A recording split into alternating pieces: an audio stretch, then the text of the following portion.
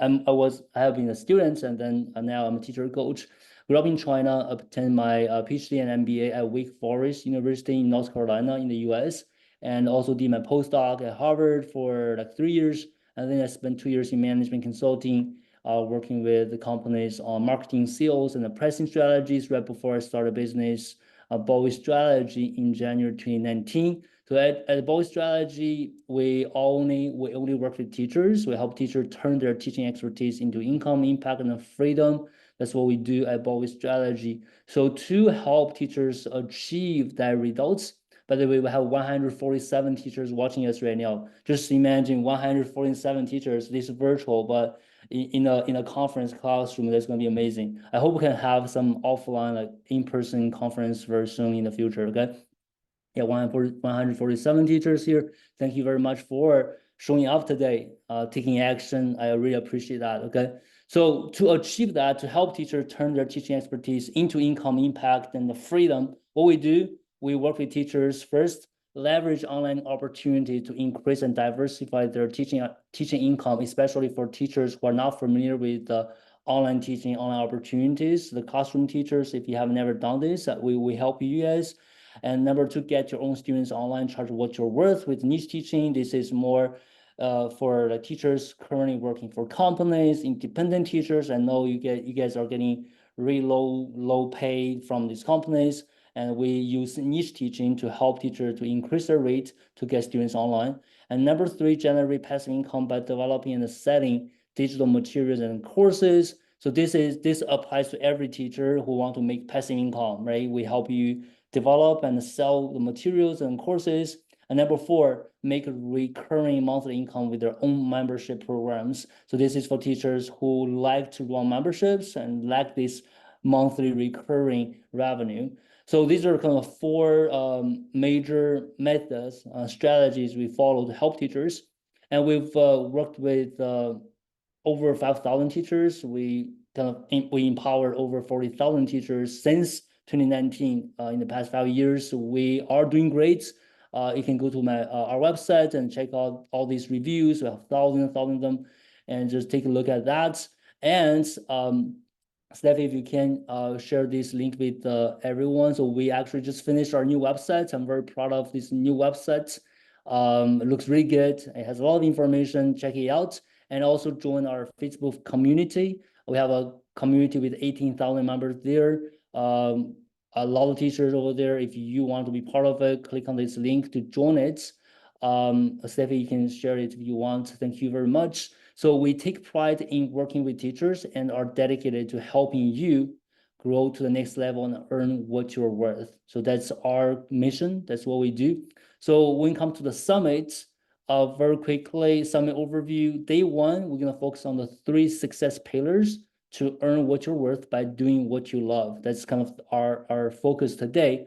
Tomorrow, the same time, all right, 3 hours, we're going to spend on 5 ways to make money online with the knowledge you already have. Okay, so there are 2 different themes, and logistically, going to be 3 hours each day, today and tomorrow. And you're always going to receive links from Zoom before the session. Use that, and I will send you the recording after summit tomorrow. So I'm not going to send the day 1 recording today. I'll send the recording all together after the summit tomorrow. Okay, show up bonuses. Okay. All right, guys, so this is the first time we have so many in the bonuses, because I do believe if we can give you enough, you will show up, you will join this live session, so you don't rely on the recordings, because I know a lot of people get the recordings, put them on the shelf, never watch them. I want to give you all these bonuses, all the bonuses we can, right? So there are 10 pre-made social media post templates, how to become a wealthy teacher, entrepreneur, a video training, Canva design for teachers, video training, get started with online teaching, video training, and all slides that we're going to share with you in day 1. We're going to have them in the folder and send it to you at the end of the session, at the end of this summit. So you're going to stay until the end of the summit to receive all of these, okay? So stay to the end to receive all these bonuses and all the slides. All right, guys. So day 1 highlights very quickly. So day 1, we focus on the 3 success pillars to earn what you're worth and by doing what you love. So you might wonder, what are the 3 pillars? Okay, the 3 pillars are strategy, technology, and then mindset. Okay, let me just go through them one by one. Pillar one, success pillar and strategy. So strategy is about, it usually the first thing that comes to mind. So that's why teachers always come to us and say, hey, James, please help me with marketing. Hey, please help me get students. These are strategy you are thinking about. How can I do it? What I need to know to do it? How can I do it to make money online, to get my students, to sell my stuff, to sell materials, right? To make passive income, to run membership. So this is strategy. How do you do it? What you can do, how do you do it, the strategy. And believe it or not, it's always the same strategies you can follow regardless of what you're going to do online, whether it's finding your own students, sending your educational materials, or even just you want to start a blog, a podcast, or YouTube channel. It's the same strategies I will share with you today. Okay, so I want you to type strategy in the chat. If this is why you're here, I want to see how many people here because you want to know the strategy. How can I do this? How can I get students? How can I sell my stuff? How can I make money online as a teacher? How can I do this? So if you type strategy, you can see a lot of strategy here, right? So this is pillar number one. And I will go very in depth in my session at 1 p.m. Eastern time. It's about like 1 hour, 2 hours from now, about 2 hours from now, 6 proven steps to teacher online success. I will break it down into 6 steps, step by step. How are you gonna do this? It doesn't matter what you do. Get students, sell stuff, run membership. It doesn't matter. Okay, these 6 proven steps, right? Make sure you show up. Okay, make sure I know it's gonna be 2 hours from now. So the next one, success pillar, technology. All right. So I didn't think this is a big deal when I first started business, but the more teachers I work with, the more I can see. So it has stopped so many teachers from even getting started. It's about the tools, the software, the systems that enable you to do anything online, right? Because we're doing things online, we're not doing in person. You go to a classroom, you go to your student's home, right? It's not. We do things online. We need technology, and technology is necessary. So making money online is different from teaching in person. We need technology to help us reach your students, reach your customers online. Technology can be scary, but it's not that difficult to master. So I want you guys to tap tech if it has been challenging to you, but you are determined to master it. Okay, I see a lot of tech there. Carrie, hi Carrie, Jason, Lisa, Debbie, Deborah, Swati. All right, yeah, it is challenging. I can tell you that. We work with so many teachers. It is challenging. It's even challenging for me sometimes, depending on what software, what tools we use. But everyone can master it. And Christy gonna come online in 1 hour from now, talking about mastering technology and teaching from fear to fun. Okay. So the next one, mindset. Mindset is about how you feel about yourself, the world, and how you think and behave. That's a mindset. So believe it or not, right? Teachers usually don't appreciate mindset. I didn't even appreciate mindset. I didn't even know what mindset was before I started this business, before I start challenging myself in this business. So teachers don't appreciate this enough until they are going to take action, okay? Mindset decides you can actually take action to implement the strategies and use the technologies, right? It's very funny. So you spend so much time on strategy, so much time on technology, then right before you take action, you you got this mindset challenge and then you never take action. So believe me, if you ask me what is the first thing teachers need to work on in order to succeed online, it is mindset. Okay. So teachers without the right mindset, no, tell me if this is you, right? Teacher without the right mindset, they take training after training, getting certificates after certificate, but never feel ready to take action and start. So without the right mindset, we're paralyzed. Okay. Now I want you guys to tap mindset. If this is you, you're ready to face your mindset challenges and take action. Okay. It's so true. The mindsets, I mean, the more we work with teachers, we get everything ready. Hey, you just need to take action. Then boom, we have to work a lot on their mindset because that's what enable you to take action, to implement the strategy, to use the technologies, right? That's mindset. I see a lot of mindsets here. Wow, guys. I'm so glad so many of you guys appreciate that mindset. Perfectionism, procrastination. Yes, absolutely. Okay, guys. So challenge your limiting beliefs to earn what you're worth. Steffi gonna I'm already 4 minutes late. I hope you are okay with that, Steffi. So Steffi gonna come online and do this presentation, talk about mindset. Okay, I can't wait to see that. All right, overview of agenda. I'm done with this 19 minutes. I'm 4 minutes late. Hope you guys okay with that. So then we're gonna pass on to Steffi talking about mindset. Then we're gonna have a break. Okay, we're gonna have a break around 12 p.m. And it's a break, but also we're gonna have something fun. We're gonna invite people, invite teachers actually online with us, talk about the we call it teacher story time, and Steffi gonna give you guys instructions. We're gonna do that, and then we're gonna move on to technology. Christy gonna come alive and talk about the technology, and then I will do a 15 minutes quick AI demo, ChatGPT demo. I'm gonna show you some cool things I came up with. Okay, I'm gonna show you that, and then we're gonna move on to 6 proven steps, the strategy, right? You guys are here for, and then I want to talk about the Teacher Academy. Okay, something really, really cool. Well, building. I want you guys to see it, and I want to invite you guys to it if you feel ready. And then we're gonna do a Q&A at the end. So this is how we structure 3 hours, and I hope you're gonna love it, right? So now I'm gonna pass it to Steffi. Challenge your limiting beliefs to earn what you're worth. Okay. So what I'm gonna do is I need to invite Steffi to the live.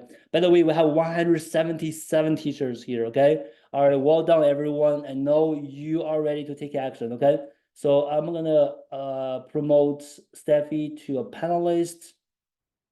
And if you have any questions, use the Q&A feature, all right? Because you can see how many comments just flying here, okay? So Steffi, hello, Steffi. Hello, James. Hello, everyone. I don't think I will forgive you that you took 5 minutes of my time, James. But let's be okay with that. Okay, I will forgive you for now. So good to see all the comments from all of you. So what I'm going to do, although I said today I'm not going to share any slides, I actually decided to share slides, and I have some visuals, as I think it's easier for people to follow when they have visuals. So let me just share my screen. Great. Can everybody see my screen well? And can everybody hear me well? Yes, people say yes. Great. So what is the first association when you see this title? What is it that you think about as the first thing? Or maybe even what expectations you have from today's mindset session? Any expectations? What are you hoping to get out of these 45 minutes with me on this topic?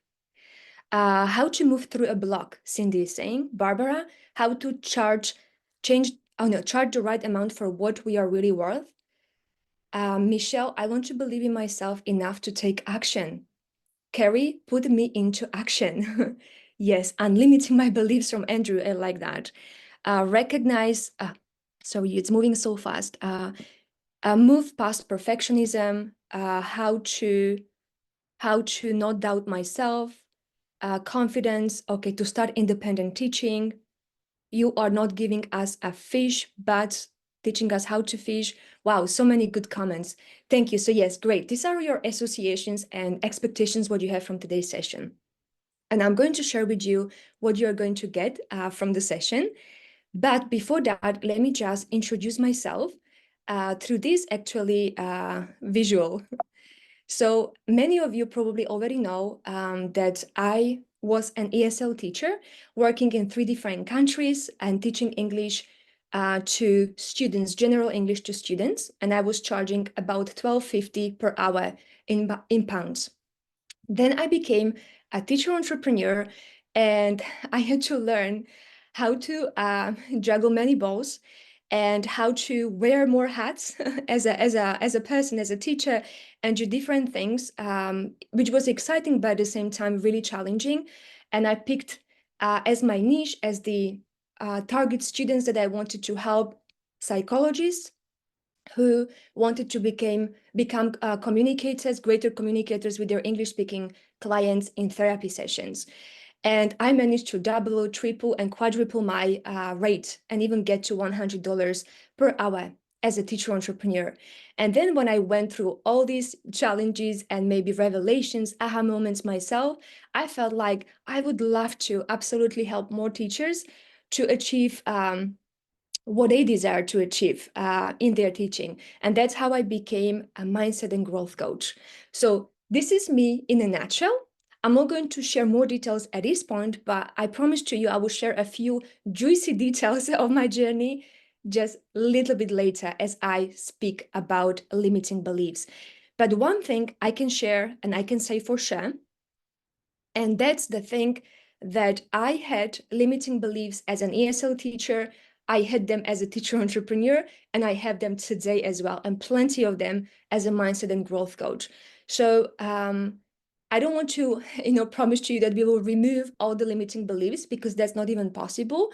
And to be honest, new level, new devil. So at every stage of your life, when you're going to grow as a teacher, there will be new limiting beliefs, because as we are desiring to achieve something else more, we are going to have more limiting beliefs and things that are going to stop us, or at least trying to stop us from taking action and getting what we want.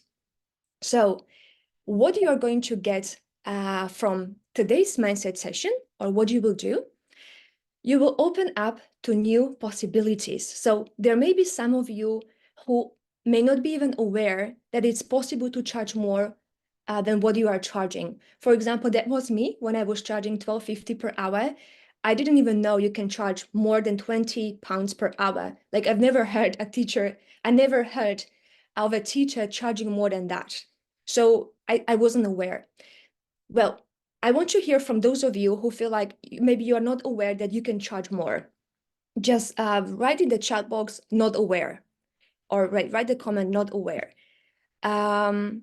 Then there can be second category of people who already know that it's possible to have more possibilities and to charge more, but they think they can't. So I know it's possible, but I don't think I can. So that was me, for example, when I already quit my full-time job as a teacher, ESL teacher, and I joined a teacher entrepreneur network, which was a community of different teacher entrepreneurs. And there I saw teachers who were charging more than me. They were charging 30, 40, 50, 60, 70, and even some of them 100. And then I saw like, oh my goodness, so it is possible. Where did I live before? Why didn't I know about this? And so I knew it was possible, but I thought, well, they can, but I can't. So who thinks here that, okay, it's possible, but I can't? Okay, to see some comments. Teresa, I don't think I have the skills, expertise to charge $100 per hour.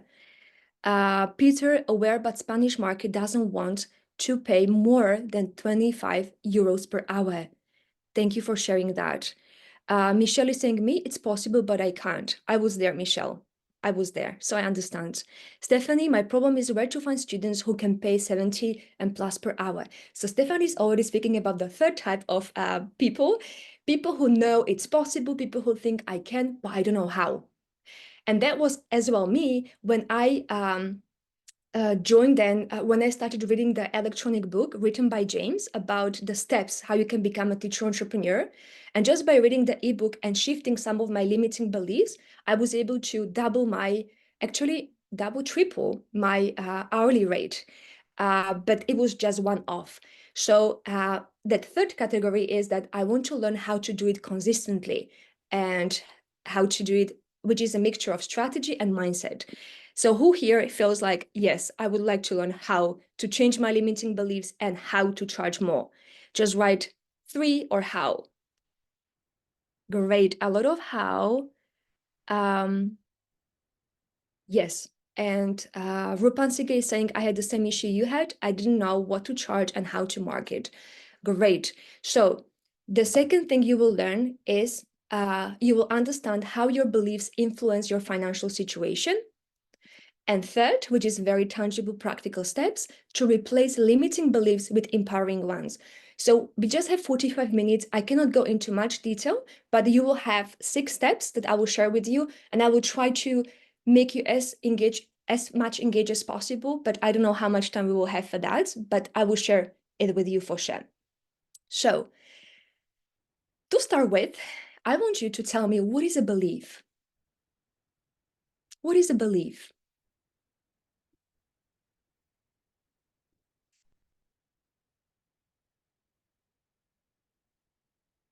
Okay, and Margaret is saying, I can do teach, but wonder how one person could possibly pay really high rates. Okay. So people say, what is a belief? A thinking you have, from Anjum, a set of assumptions based on experience, from Adrian. It's something that guides you, Adriana is saying.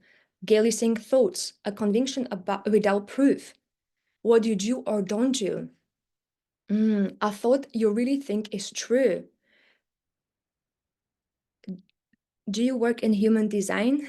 I actually did had experience in that, Michelle. Yes, so I know what is my human design, and I studied it a little bit, but not into too much detail.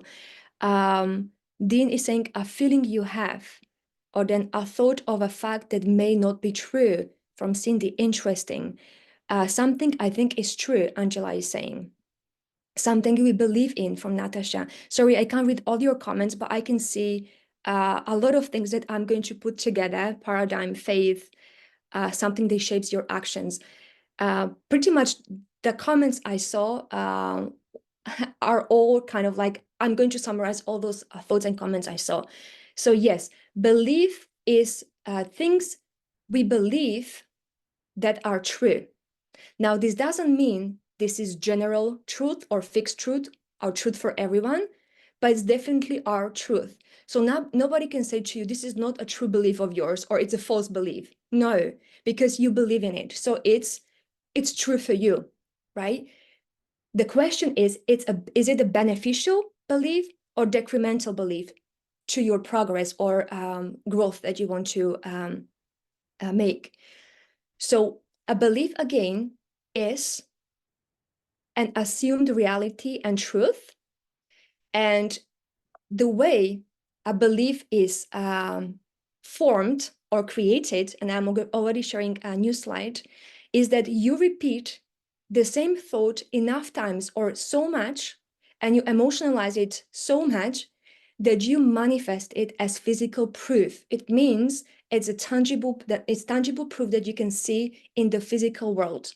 So my tangible proof of my belief, at that time limiting belief, was that I'm not worthy to charge more as a teacher. And I emotionalized it many times. And that's how I created belief. And that was manifested in the physical world through the results I was getting, which was getting £12.50 per hour. And then by me looking at that being manifested, I even strengthened that belief, because I believe like this is really true. And I even have proof from the outside world that this is true. I'm not worthy enough to charge more as a teacher.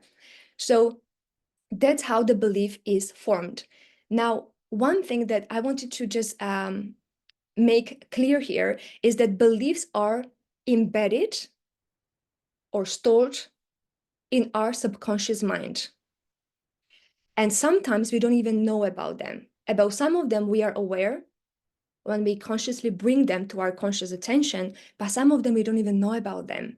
And yet, these are the beliefs that affect our results, and we pretty much organize our lives following these beliefs, sometimes without knowing.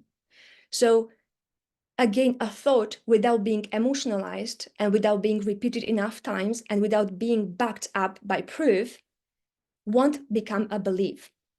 So one last thing here, a belief is a thought that is backed up with trust, faith, confidence, and acceptance. So a belief cannot become a belief if you don't accept it as your truth. I did accept it as my truth that I'm not worthy enough as a teacher to earn more. And that's what I manifested. That's what I was getting. But I want to ask you now just one question. As I move to the next slide, who believes that our results are directly affected by external circumstances? Who believes in that? Darlene and June, yes, I do. Okay, so our beliefs are affected by external circumstances. So some people say yes, yes, some people only partly, mostly yes, some people say no, they are not. Okay.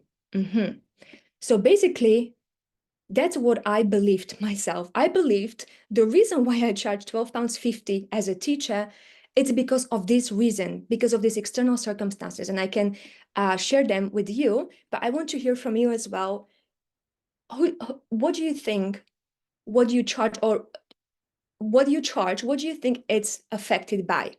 Which of these here? Society, school rules, family situation, country of origin, age, educational background, or your abilities to, let's say, teach, market yourself, sell your programs to your students. Do you think this is affecting your present results when it comes to your financial situation?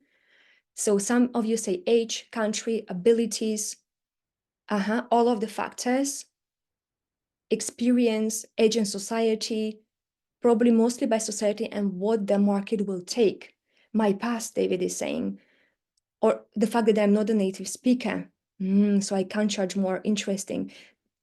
Society, country and educational background. So we have different comments here. Great. So I thought my hourly rate was actually affected by all of this. And mainly I thought it's the school rules or school pay. Like people there were just charging £12.50, and some of them were charging £13.50 or £14.50. That was it. And I thought it's dictated by school. Then I thought, actually, no, it's also affected by country of origin. And because I was not a native English speaker, I thought that is the reason as well. Age was another one. I was maybe 27 when I started teaching, and I felt like maybe I'm too young. Maybe I need to have more experience. Also, educational background. So before I started, or when I started teaching for the first time, I had no qualification, and I thought that's definitely that's the reason. And then I did CELTA. Those of you who know CELTA, and I didn't charge much more. I just charged maybe £1 or £2 more per hour. And then I thought it must be because I don't have Delta, which is another higher qualification after CELTA. So I thought it must be that. So yes, I definitely believed in all of this, for sure. And I can see, yes, some of you too. So one thing that I understood only later is that all of this is actually fixed mindset. So our present results, our hourly rate doesn't depend on this, or it's not directly affected by any of this. Now, I'm not saying this doesn't influence us. It does. And I am walking proof of that, because I was charging that little because I believed this was all influencing me, and it was influencing me. But one thing I haven't realized, and I will share it with you, but before that, I just want to make one comment, is that this is exactly how the vicious circle is created. So you think certain thoughts, which you actually don't even filter. Whatever people around you or situation you see and hear, what's happening around you in terms of financial situation and how teachers are paid, you think those thoughts and you don't filter them, but those thoughts enter your subconscious mind. And I think I shared it in the previous example, that your subconscious mind is responsible for 95% of what your results are. And it's your subconscious mind when your beliefs are. But if you don't filter those thoughts, then whatever thoughts the society is giving you, they just enter the subconscious mind, and then you act on them, and then you get the results, and again and again. However, do you know what is the opposite of fixed mindset? What is the opposite of fixed mindset? What is it? Growth mindset. You're saying open mind, growth mindset. Yes, it can be open or growth. That's correct. So that's true. The opposite of fixed mindset is growth mindset. And the growth mindset doesn't depend on circumstances and is not thinking outside in, whatever is happening outside, and I internalize it, but it's inside out thinking, which means you think from possibilities, from what is possible.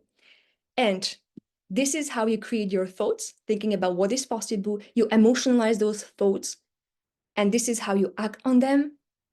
And this is how you get present results. And then, of course, this strengthens your beliefs. And it takes some time, but these present results depend on what beliefs you have.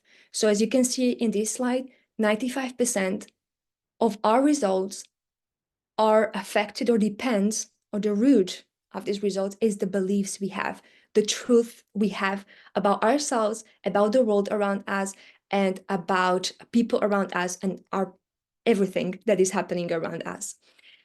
So this was a bit of fixed and growth mindset. Now I have just one more comment here actually. Yes, the growth mindset is when you filter all the thoughts that you hear from the outside world, or even negative thoughts that are coming from you, or limiting thoughts that you have. You just filter them. This is a filter.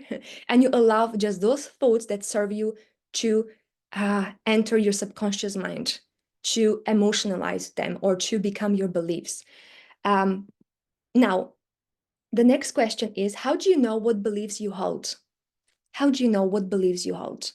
That was one of my questions I asked my coach. But how do you know which beliefs I hold? So Gregory is saying negative internal dialogue. Muna, I question myself. The results you live with, Adele is saying. By looking at the results, more people are saying that. Actions speak louder than words, from Josephine. Looking at the results, okay, self-observation. This is amazing. Great. Exactly. So we know what beliefs we hold by looking at our present results. Yes, exactly. And this doesn't mean that for some people, £12.50 may be a very good rate and they may be very happy with it. But when you look at the present results and you are not happy about those present results, then you know this is the belief I hold about that one part of my reality. Because today we just focus on beliefs, limiting beliefs around money, but these limiting beliefs can be around different things. So yes, we know it by looking at our present results. That's how we know which beliefs we hold. Now, I want to share with you, and then you will share your beliefs as well with us, which limiting beliefs I had. So the results I was getting was £12.50 per hour as an ESL teacher. And these were my limiting beliefs that I held about myself, that this is the reason why I'm getting this hourly rate. One of them was I'm non-native ESL teacher. The second one is I'm not qualified enough. The third one, teachers generally earn little. So these were the three. Is there anybody here who has any of these limiting beliefs around, why they are charging, what they are charging? Any one of these three? And if not, what limiting beliefs you have around your hourly rate or whatever you charge? If this is something that you are not happy about, of course, if you are happy about this, maybe limiting beliefs about something else. So some of you are saying all of them, or number 3, teacher generally earn little. Katia is saying not qualified enough. Anjum number 3, Deborah number 3. So most of you think that number 3, teachers generally earn little. And fair enough. So I just want to touch on these 3 very quickly. And I can already see your comments. Yes. So for example, Margaret is saying, my limiting beliefs, difficult to charge one person $50 per hour. Marta is saying, I live in a third world country. Cynthia, not these beliefs. The problem is competition with people who charge less. Dean, not experienced enough. Gianluca, I'm Italian. Okay, so these were my limiting beliefs.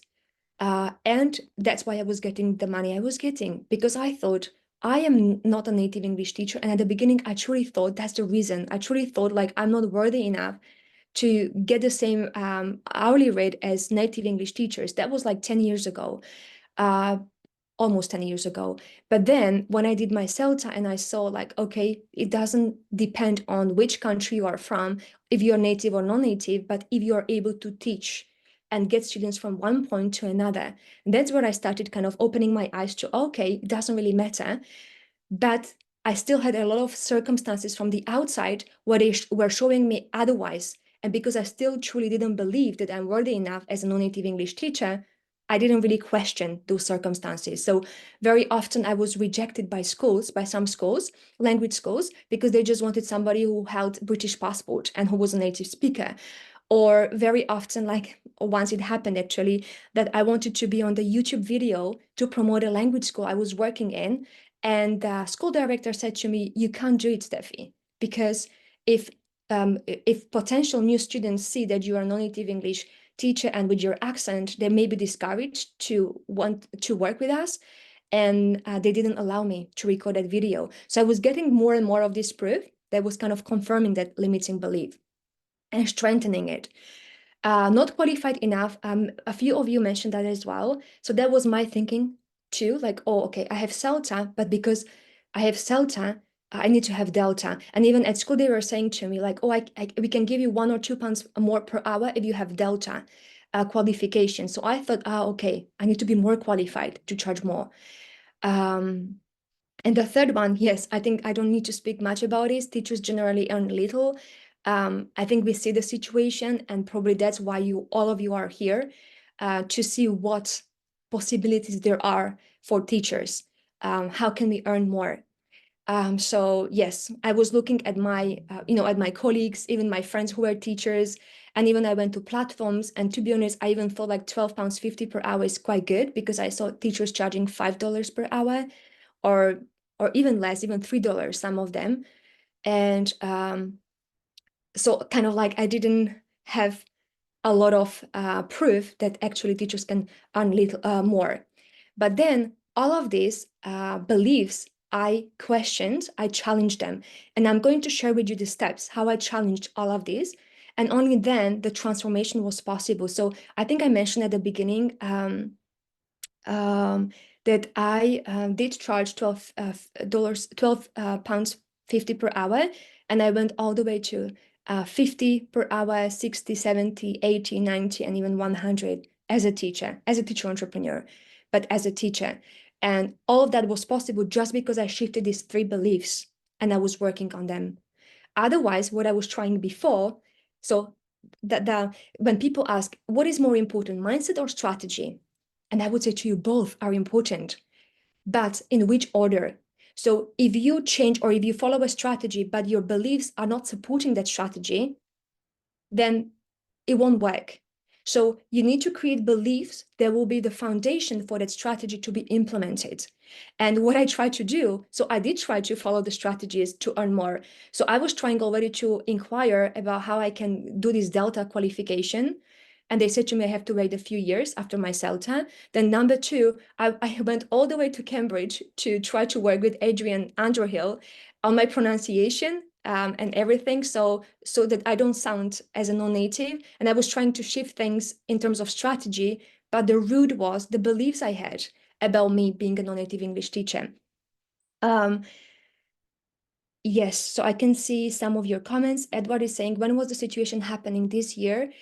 No, Edward, when I charged my first $50 per hour, I remember that was within 2 months after I joined the challenge. So that was 2020 in August when I charged my first $50 per hour. And after 18 months, approximately, it was $100 per hour. So let me just continue. Let's see how much time I have still. Okay, about 10 more minutes. Am I going too fast or too slow? I would like some feedback right now, how we are with the energy. Is it easy to follow me, to process everything I'm saying? Yes, fine, just right. Okay, speed is okay. Good, good. Because when I get excited as well, I speak fast sometimes. So I want to make sure we are going the right pace. Okay, good. Thank you so much for this.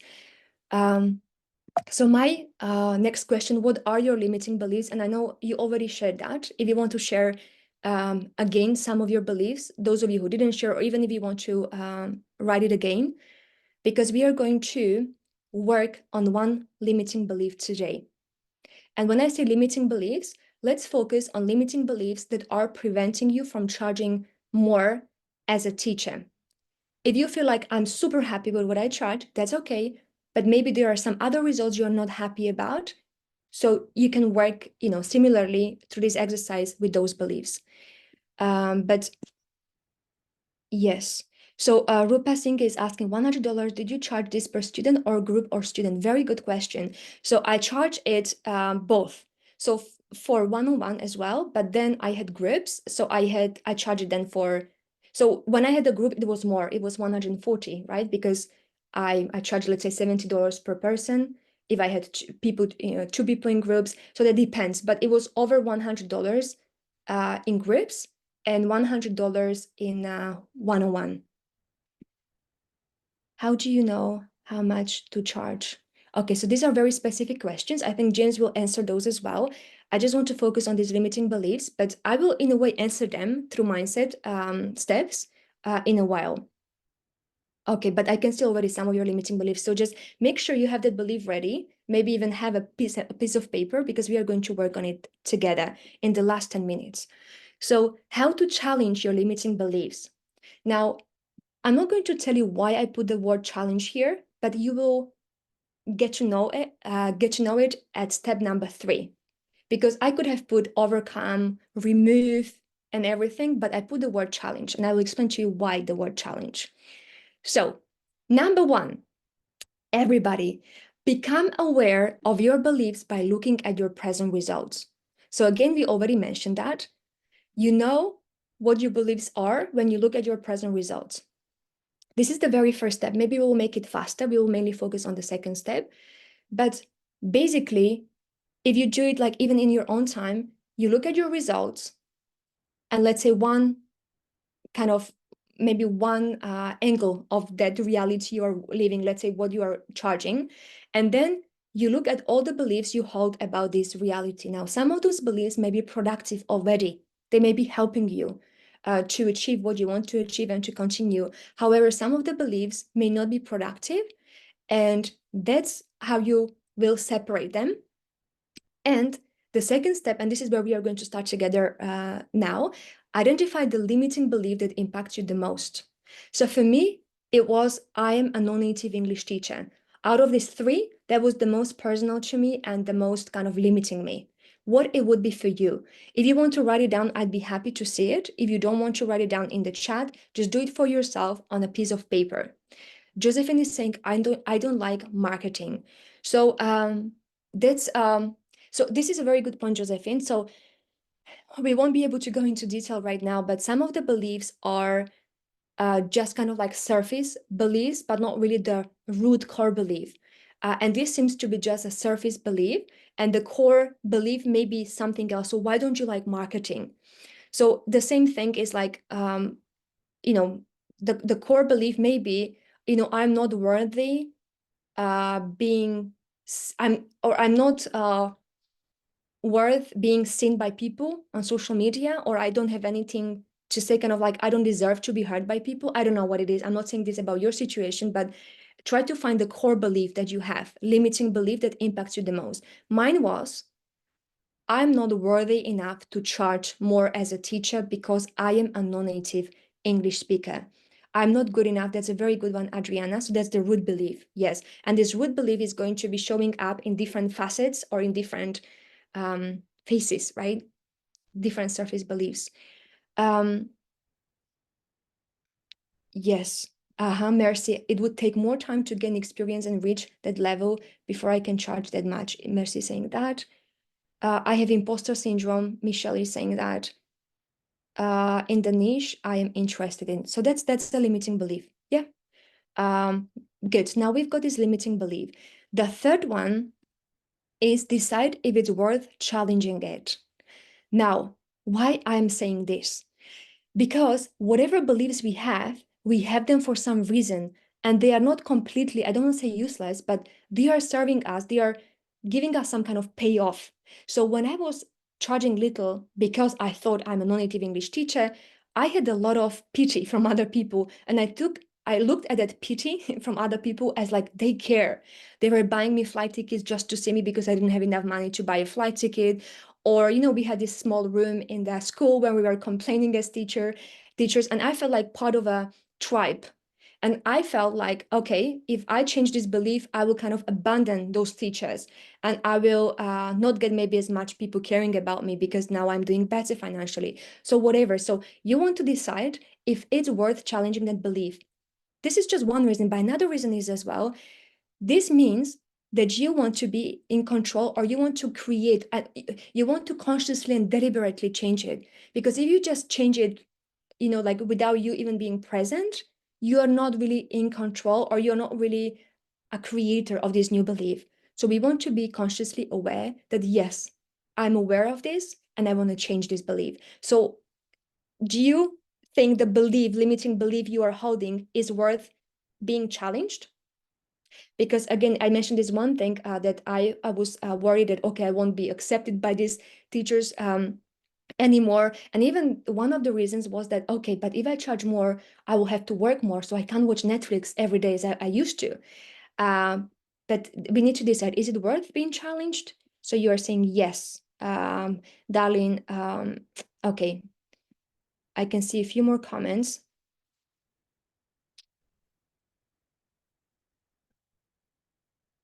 Yes, I can see that. What you are saying, I can't go through everything, but this is the third step. So decide if it's worth challenging it. Then the fourth step is replace the limiting belief with an empowering one. So now that you know what that limiting belief was, mine was, I'm not worthy enough to charge more as a teacher, and it's because I'm a non-native English teacher. The empowering would be, I'm worthy enough to charge as much as I want, or to charge more than 50 or whatever I would create, or to charge more, to charge triple more as a teacher. Yes, great. So what would be your empowering belief? Now I will read your comments. What will be your empowering belief that you used to replace your limiting belief? What would it be? I'm here to learn marketing from Josephine. I'm competent. This is great from Deborah. Anjum, I should pay for getting more students. I should pay for getting more students. Okay, so I should invest, I guess you meant. Good. So replace the limiting belief in an empowering one. Yes. So that's the fourth step. The fifth one, convince your conscious and subconscious mind it's true, because just to replace it is not enough. We need to convince our conscious and subconscious mind it's true. And you remember in this visual, conscious mind and subconscious mind, consciously your thoughts, subconsciously where your emotions and beliefs are. So how can you convince your conscious mind and then subconscious mind? So conscious mind you can convince because it's an analytical mind. It wants proof. It wants to see, is it possible? So you can do it by looking at people around you who are already charging what you want to charge.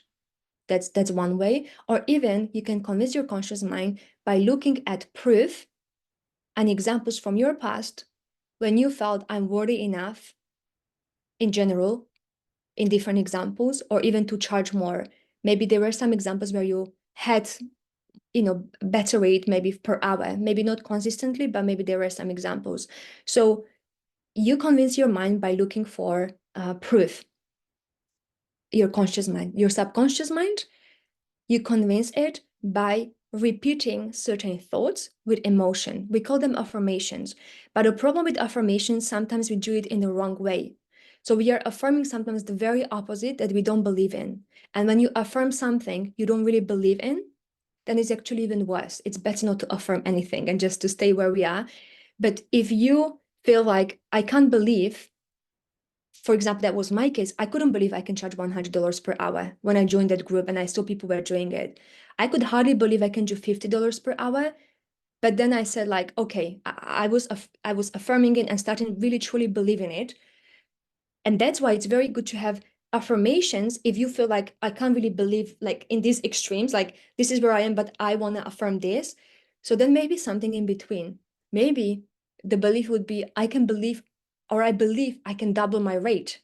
If you can truly believe in that, then go for it. If you don't believe you can charge $100 per hour, don't even affirm it, because then it will be just confirming what you don't have.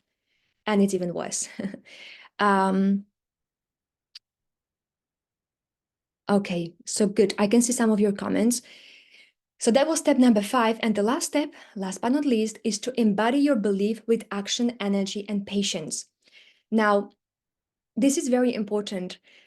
And what kind of action, what kind of energy, what kind of patience? I will just speak about it now.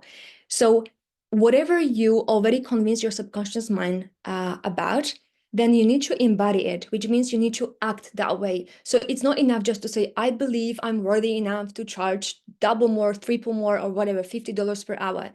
And then it comes the strategy session, the sales session, where I try to sell my program. And then I actually don't really say to them like, oh, my program is 50, or like my sessions are $50 per hour. So then it means it's not aligned what I think, feel, and act. So whatever I think and I feel and I believe needs to be matched with my actions. So it has to be acted on.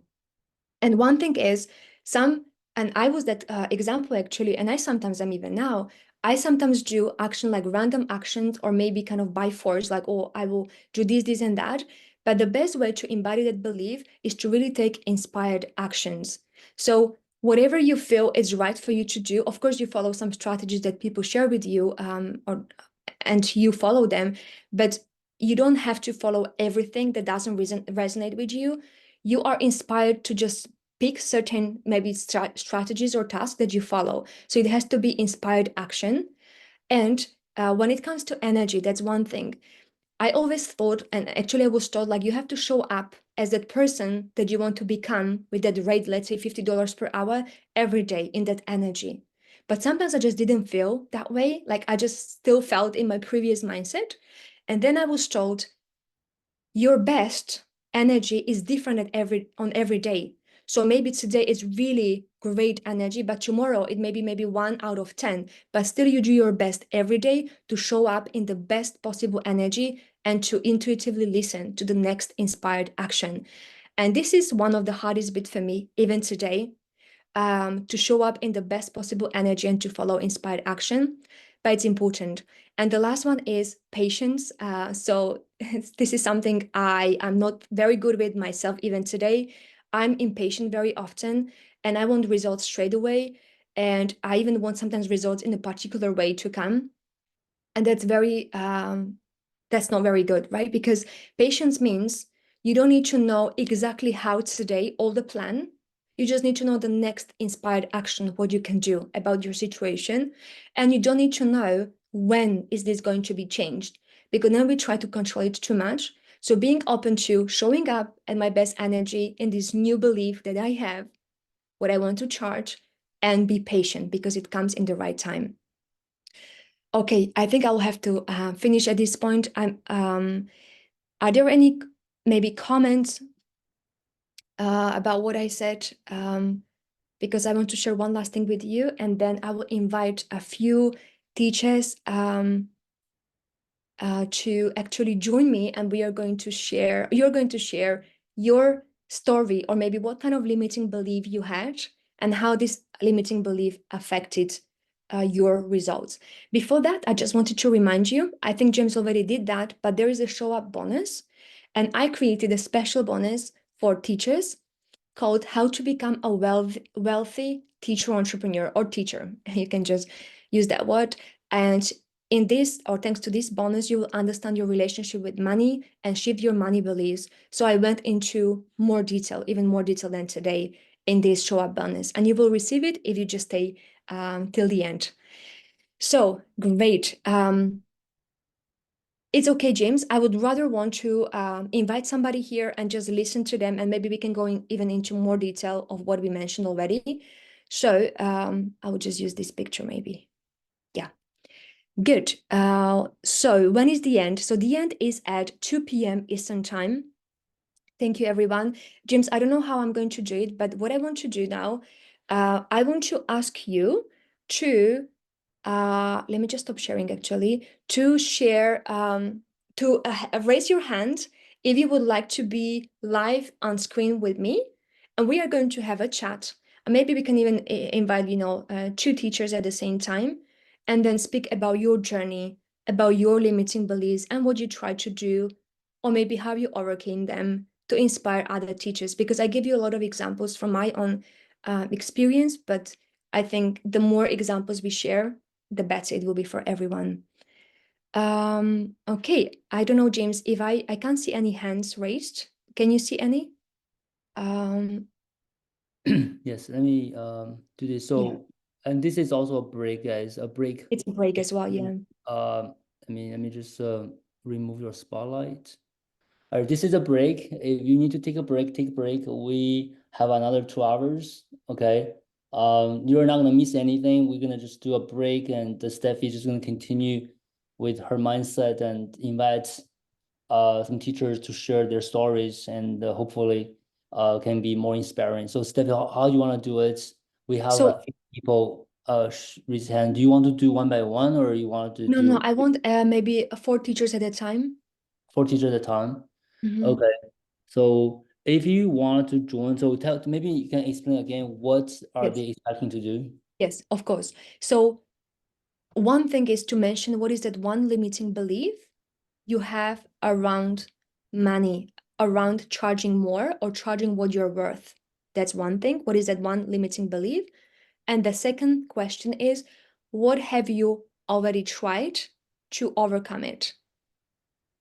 That Okay. belief. So are they gonna do it one by one? Yes, And you're gonna have 4 together, then they're gonna do it one by one. yes, yes. Right. One Well, by one. what you gonna do? What you are so once they talk to you about share the 2 things, and then you're gonna comment on them, or Then I'm going to, yes, comment on them. And then okay. if we have time, I don't know how much time we have, we can invite more people, but I just don't want to go over Let's time. just pick the first 4. So Yeah. we I think we have 15 minutes in total. We can run over a little bit. Mhm. Let's look at the first 4. Okay, we have let me invite them to. So if you raise And your hand and you got this notification, James invite you to be a panelist, you just click on yes, okay? So the first one is Ann Dawn, ANH. So I'm gonna promote you yeah, to a and panelist. I would love if you could just I know it's hard, but summarize it in 1 minute. So what is your limiting belief and what do you Yeah, have so what have you everyone got tried? 1 minute, right? Yes, yes, So yes, next yes. And one, then I may ask you more questions, but just 1 minute. That would be really good. yeah, I'll bring Jennifer, I think second one, Jennifer, Yeah. and then uh Muna. So if you got this invitation, click on yes. All right. And then I think Peter is the next one. Right. Peter Smith.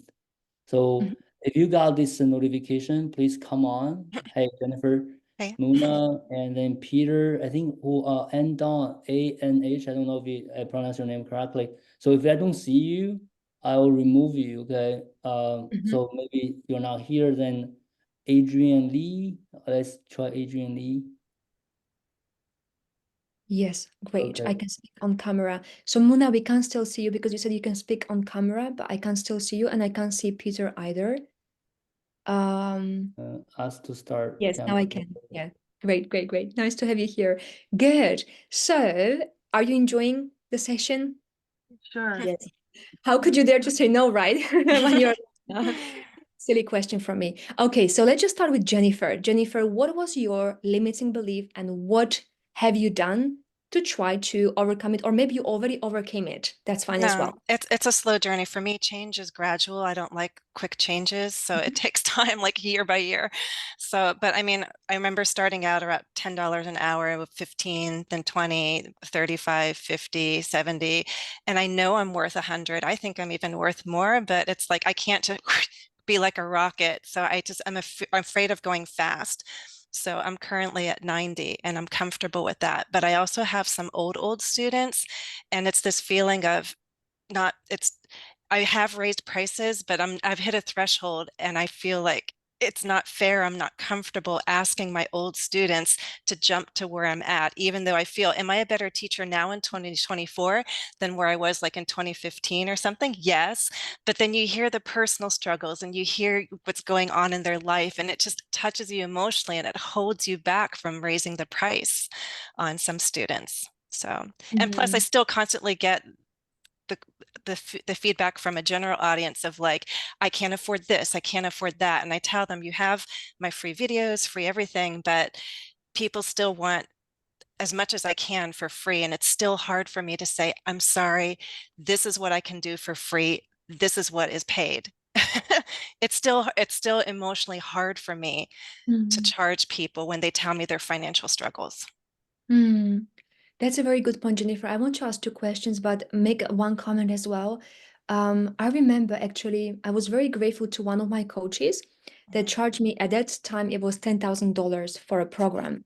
Wow. And that was all the money I had in my bank account that the teacher saved over 10 years of my life. And actually, many people would say, like, oh, she could have been more compassionate with you. You know, you are a teacher, you don't have that much money. But actually, I was so grateful, and until today, I could pay so much because I did implement so much and I got so involved and engaged that I was grateful that she charged me this insane money. It's interesting, like how students think. Maybe some students will think like, oh, you know, she's charging me too much, but maybe some of them, I do better work just because I know, you know, I'm charged more. But Jennifer, did you mention basically the way you are overcoming it is actually by this slow change, slow implementation, or slow increase? Especially with current students, that giving them warnings, saying Mhm. next year, and next year my prices are going up by 10. Next year my price. So I give them the forewarning, and I, from 60 to 70 to 80 to 90. So I've been doing that. But so my next by the end of 2024, I'm raising it to 100 across the board. Okay. But so Mhm. yeah. Jennifer, so it's a slow increase in Yeah. price, and you let them know. And it's partly because I have current students and I'm trying to not lose them and keep them with me because I have long-term relationships with some. Yes, great. Thank you, Jennifer. Mhm. Thank you so much for sharing that. Now, Peter, what is your limiting or was your limiting belief, and how did you overcome it? Well, I think my limiting belief is I'm on a different level from Jennifer. I'm quite inspired by her that she's increasing prices by 10. I should have increased my price by €1 and I feel terrible. So I'm sort of like 20, 21, 22, inflation 4%, 25, and I'm like 20. I mean, you know, so I have a different ceiling. I can't see past this. So I'd be quite interested to know how Jennifer got past like 25. I'm very sort of I'm a bit suspicious of everything, and I've been sort of observing Bowie for a while now, and I see there are lots of success stories, and I've been trying to understand exactly what people are getting for €100. I sort of understand that it's not just time; they're also getting sort of like a blended product. They might get something, but I need to see it to believe it. Call me a doubting Thomas if you like. I really need to see it to understand what people are getting, and I believe that I can do it if I can see it. So maybe even Jennifer might even enlighten me as to how Yep. her clients get the value of 90, Yep. 80, 70, even 50. For me would be, I mean, I had a client today, I'm not short of clients, but a mother today, she asked me, what's the price? And I'm like, 24. I'm like, I'm so scared about asking for more and getting a no that I don't even risk going higher than. And I suspect there are a few people maybe who feel in a similar boat. Thank you, Peter. Jennifer, please share with us, like, how were you different, or like what changed? How could you charge more than 25 per hour? First of all, it's what you said, Steffi. It is the awareness. There are people out there. I've known even 10 years back, people were charging 100, but I was on a platform once where the people charging 90 and 100 weren't getting booked, but they didn't budge. I was getting booked like about 8, 10 years ago at 35. And I thought, wow, I'm already charging more than I did back in the school. So I was comfortable at 35 at that point. So it's comfort level, but also being in the States is just knowing, relatively speaking, when you have the plumber over, the electrician over, that's already over $200.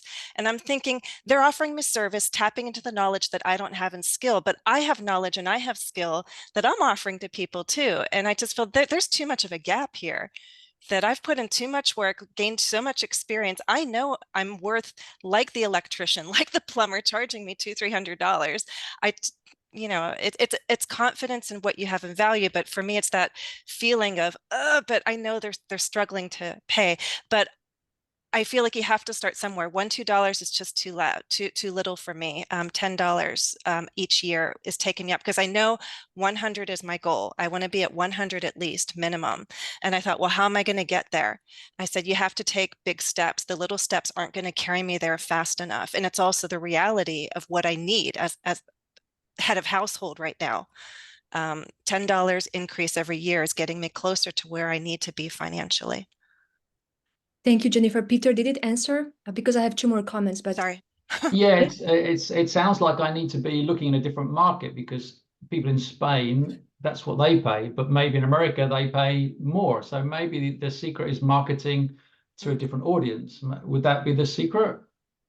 so that's definitely one of them. Peter, I don't know, James, if you want to jump in here. It's Peter, it's not. It's you. It's Okay? my You. perception. We have So a I want to client say, charging. We have yeah. a client charging $150 an hour teaching business English in Spain. So it's not the market, it's you. You know, you don't believe that you're gonna charge that much. When people ask you, you said 24. That's how much you feel comfortable. So work on your mindset. And what you can already deliver is already here, and you're charging here. Okay. So then you're just looking for the quality. The quality already can justify $50, $60. Then you just don't ask for it. So it's not that. And I can show you some examples of our clients who charge over $100 an hour. They don't have the perfect product. It's not, really it's not. It's really the confidence and the support and help. And every teacher is worth that much. It's really how you believe it and when you're gonna believe it. Take time, it's fine. Yeah, and I want to mention one thing, Peter. So I did charge anything from $50 to $90 to my Spanish clients. So they were in Spain, from Spain, and I was charging them online, doing classes with them. But what I want to say here is that I did make mistake myself. So as well, like I went from $12.50 per hour to 30 just by reading the ebook. I just changed perception of me, and I didn't follow any strategy at that point. But then I wanted to know, okay, I want to charge even more, but I want it to be sustainable. And I started with $50. That was a big stretch, but still okay. I could believe in that. But then what I did, and that was kind of like too much, I jumped from 50 to 800 to 80, from 50 to 80 per hour, like $30 gap. And that's something I didn't believe I can charge 80 at that point. So it took me 5 months to attract new clients at that rate, because whatever I believed was not really, whatever I said I desired, I didn't really believe I can charge that. So kind of like, if you feel like maybe $1-2 or pounds per hour, it's you know, too little change, maybe challenge yourself a little bit by doubling first. Don't think about 100, just double. And double you can definitely, as James said, or triple with whatever you have right now. Just change your mindset about it and just double or triple. That's it. Double maybe, just double to start with. Okay, I double. I'll Just let you know double. when I get my first 50 € Yeah. student. We want to celebrate with you, Peter. And thank you so much for openly, sharing your feedback and being honest about it.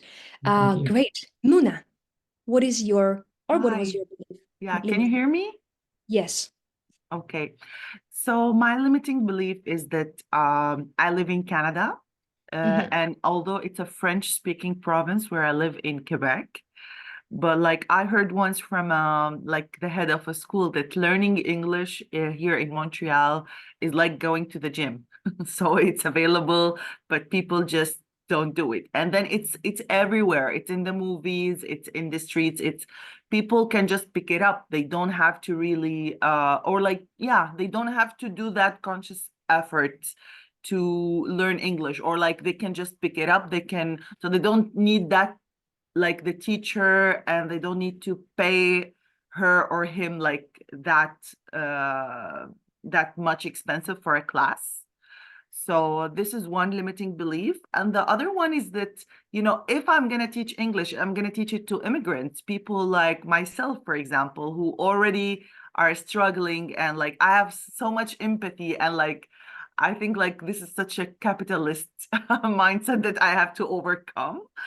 And I believe also, as you mentioned, I think I have to plan a lot, or like my class is, although like I do my best like during the class and it's tiring to me, but it's also like I don't feel like, oh, I'm not gonna plan, I'm just gonna do it spontaneously, I'm just gonna improvise in the class. If I have to work so hard, it's gonna be even like a lot more expensive. So that's why I just give up. Okay, so basically these are your limiting beliefs, and what you have tried, Muna, already is to. Well, right now I'm with a French company called Cercle de Langue, and yeah, I'm also waiting to get students online from them. But I guess as it's summer, and I signed up for weekend classes because they're paid better. But as it's summer, I haven't yet received any students. Yeah, and I'm even thinking of like just finding something else that I can do on like one-on-one, like rather than teaching, for example. I don't know, sometimes I think like hypnotherapy or whatever. I like to bond with people like on a deeper level. So I think maybe something that, yeah, not necessarily teaching. So but I think like, because if you want to do another training, it's gonna be also cost you a lot of money. I already have something that I can help people with. And I love vocabulary, I love words, I love teaching grammar, but like, you know, the results that people don't get right away, like on the spot, also feels like, oh, okay, they're not gonna be fluent like overnight. So it's gonna take like a lot of time. That's why you think, okay, I want to take like I want to have like a sustainable income rather than just teaching one class and get paid expensive, you know, get paid like high. I just think, okay, let me just keep it like low, and then maybe they will have like more classes. So Okay, so basically you are kind of like just keeping it low just because you yeah, are worried that you will not get more classes. And yeah. actually, there was one comment as well for Peter, and I think maybe for everyone from Anne-Marie, that sometimes when we say per hour, when you feel like it's too much to believe that I can double my rate, maybe as Anne-Marie mentioned, have 2 students in one class, and just to get you used to this new price, not just from one student, but from 2. So you are charging $50 per hour, but maybe you're having 2 students, so it's still for them 25 per student. Yeah. And That's I did not really have like I had like also the advertising or the marketing part is also kind of like challenging for me, because there are Yeah. so many teachers who are also bragging about like what they can teach, and like they're giving these, I don't know, sample videos about themselves talking. And yeah, Yeah, I so don't mind being on camera, but it's also something that it feels like competition and like just trusting myself yeah, so in Mona, you have people's to do noses. what feels right to you, but yes, working on your mindset first, and then of course following the right strategy. That's the best approach. And now Adrian, if Adrian can share his limiting belief, current or past one. Yes, absolutely. I think my limiting belief is really to do with marketing and also confidence with the knowledge of emerging technologies. So, marketing myself as a brand and finding the right platform to do so, because there are a lot of platforms out there that are simply for the benefit of those that run them, and then you are operated, they kind of depress your price, if you like. So to go out there as an independent, I definitely agree with a lot of what Muna said. I related to what she said, and it is a question of confidence. And sometimes you have to brag a little bit to market yourself, and that means moving outside your comfort zone. So I'm kind of moving to not just stating my limiting belief, but how I'm trying to overcome it. And one of the ways that I do have a couple of very good students in Saudi Arabia, because that's where a lot of my Middle East experience came from. And they are project managers, female project managers. And I have learned a lot about project management, and it's actually enlarged my niche. So actually, I would say a lesson that I have learned is that you can learn a lot from your students. They can take you in directions that you wouldn't naturally pursue. And how do I overcome attracting other such quality students? I'm not sure. I'm still grasping what I can do. I have plenty of self-made materials. I'm using lots of different AI programs to make ebooks for them. So I'm supplementing things like WhatsApp and Zoom recordings to add value to my offering. So if I can transfer that to attracting more students, that would be wonderful. it's a question of confidence. Sorry. No. This was spot on, Adrian. And actually, one thing is to brag about ourselves, but if this bragging about ourselves is not supported by kind of like what we can offer, how we are different, how we know the niche, how are our sessions different, what kind of outcomes we can help them achieve, then the bragging doesn't work. But what you said, it is supported and backed up, with where you invest in yourself, in AI and everything, so that things are ready for your students and they leverage your resources. So that's the thing. So of course, just having the right mindset and not having any strategy, it doesn't work like that. You need to follow some kind of strategy that works for you after you work on your self-limiting beliefs. Yes, thank you, Adrian, and everybody else. We will have to finish now, and I don't think we will invite 4 more teachers because we are running over. But I appreciate that you share your limiting beliefs, and everybody else who did it in the comments. I will be responding to your comments just in a few minutes when Christy is going to speak. So Christy is going to speak about tech now, and I hope Christy is ready. So what we are going to do, we are going to just go back to attendees, and I guess, James, you will have to... Yeah, I'll just remove you do it, guys from panelist to attendee. Then you're gonna receive a notification. Thanks again for you guys being here, Yeah, and thank thanks you. for sharing your journey with us. Okay. And Muna, I Thank think. you. Your mindset matters. Just the last word. Your mindset matters. All right. Thank So you. Thank you. Bye. can go to this. All right. Go to attendees.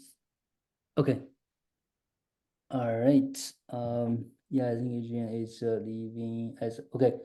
All right, Steffi, thank you. Thank you very much for a wonderful job. So I guess before we let Steffi go, we should say thank you, I guess. Thank you, Thank Steffi, you. for taking time and sharing so much about mindset with us. I really appreciate that.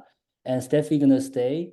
I guess you're gonna stay, right? So if you guys have questions, you're gonna use the Yes, chat. I will be reading all the comments now. Yes, I Yeah, will. absolutely. Mhm. And if you have questions for Steffi, use the Q&A, and Steffi can see the Q&As Yeah. as well. You see the Q&A, you can, right? Yes, I can. I can So, actually.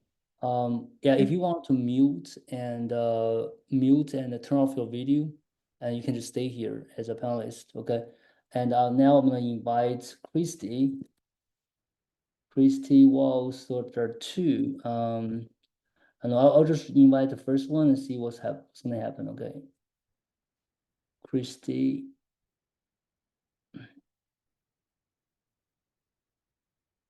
This is your phone or, oh, I got the right one. Hi, Christy. Yeah, so you're muted right now. I'm gonna give you the spotlights. Okay. All right, here we go. Hi, everyone. It's so good to see you. I've been listening in the chats and looking in the chat, sorry.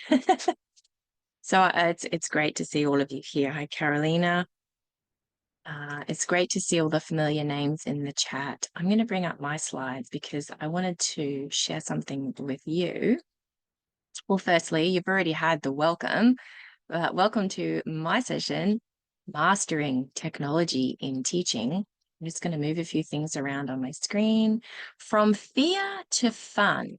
So there's a question. I wanted to say thank you because I was watching in the chats earlier when James was asking about technology. So strategy, technology, and mindset. And many of you are struggling with technology. And guess what? I love technology. Bit of a technology nerd. So I love to learn about it and simplify it to make it easier for you. But do you think it's really possible to go from fear to fun? I'd love to see that in the chat. Or could you not see that as a possibility? Yeah. Oh, great. I'm glad. And I know I have some clients in here in the chat. So I know that we've done some things together that has made it even more fun. And I still continue to get messages from past clients that they've mastered not everything. Technology is always changing. So I will say that. But when you can learn those things that you need the most and you feel comfortable and confident, then that's what I'm here to help you with. So what I wanted to do was to ask you a question. Okay, I like this smiling young girl. I don't I don't ever really talk about my age. I think I'm the oldest one on the team right now. So I might not be as young as you think. So question for you, what do you fear about technology? I would love to know. More like terror. Oh, Ian, I'm sorry. I'm here for you, buddy. All right. No fear, just complication. Okay, thank you. That's great. Is it Maya? I'm not sure how you pronounce it. That's a great way of wording it. That it's complicated. Love that, Laura. Age is mindset. If Lee was with us today, Lee is another teacher entrepreneur, and we've met up in person.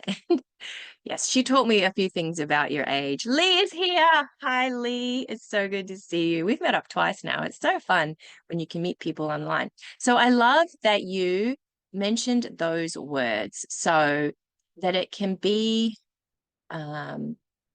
complicated. I'm getting lost in the chats. Thank you so much for the chats. I personally love it. So thank you for sharing in the chats. Maintaining it. Yeah, that's true. The tech will work. The tech will not work as it is supposed to.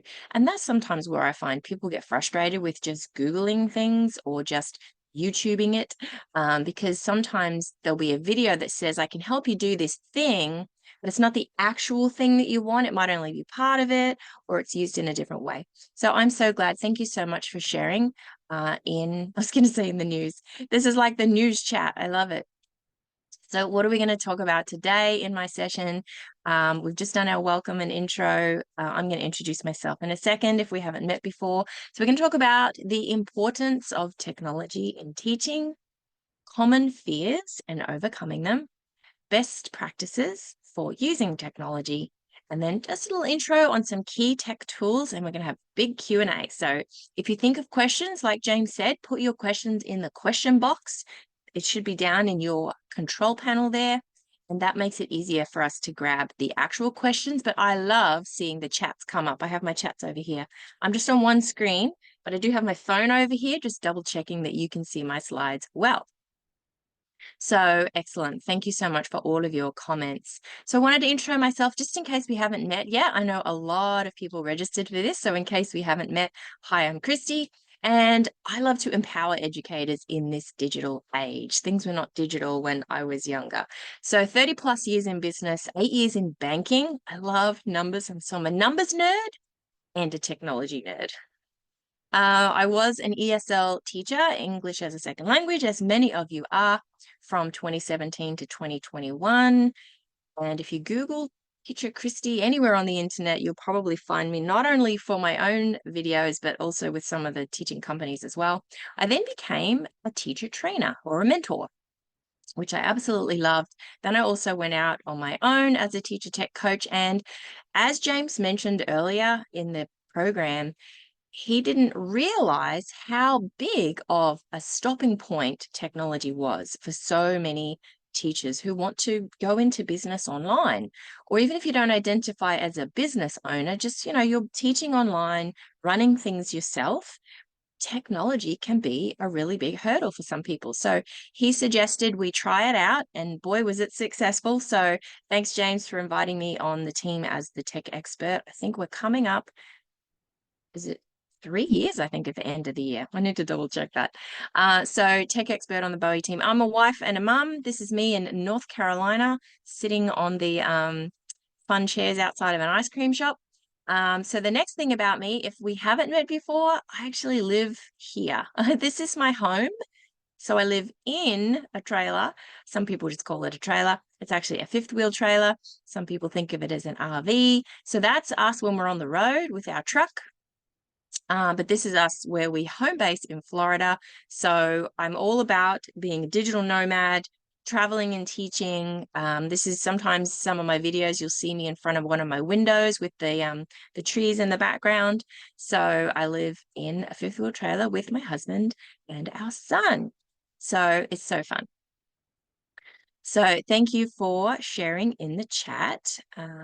Yes, Lee came to visit my home on wheels. It was so fun. Thanks for having taking the time to drive all the way over here. We're about 2 hours apart, I think. So let's talk about why technology matters. Here we have this guy with his hands up in the air. What are the benefits? Well, he's excited, right? He's excited about the benefits of using technology in teaching. So let me know if my video is blocking anything. I think it might be blocking some of my words. Sorry about that. So enhanced reach and accessibility. So of course, if we're online teaching, I think one of the speakers earlier mentioned, we're not going to people's homes, so we are online. So that's how we're able to reach an international audience anywhere in the world, as long as they have access to the internet, some way to video chat with us, then we have that awesome accessibility.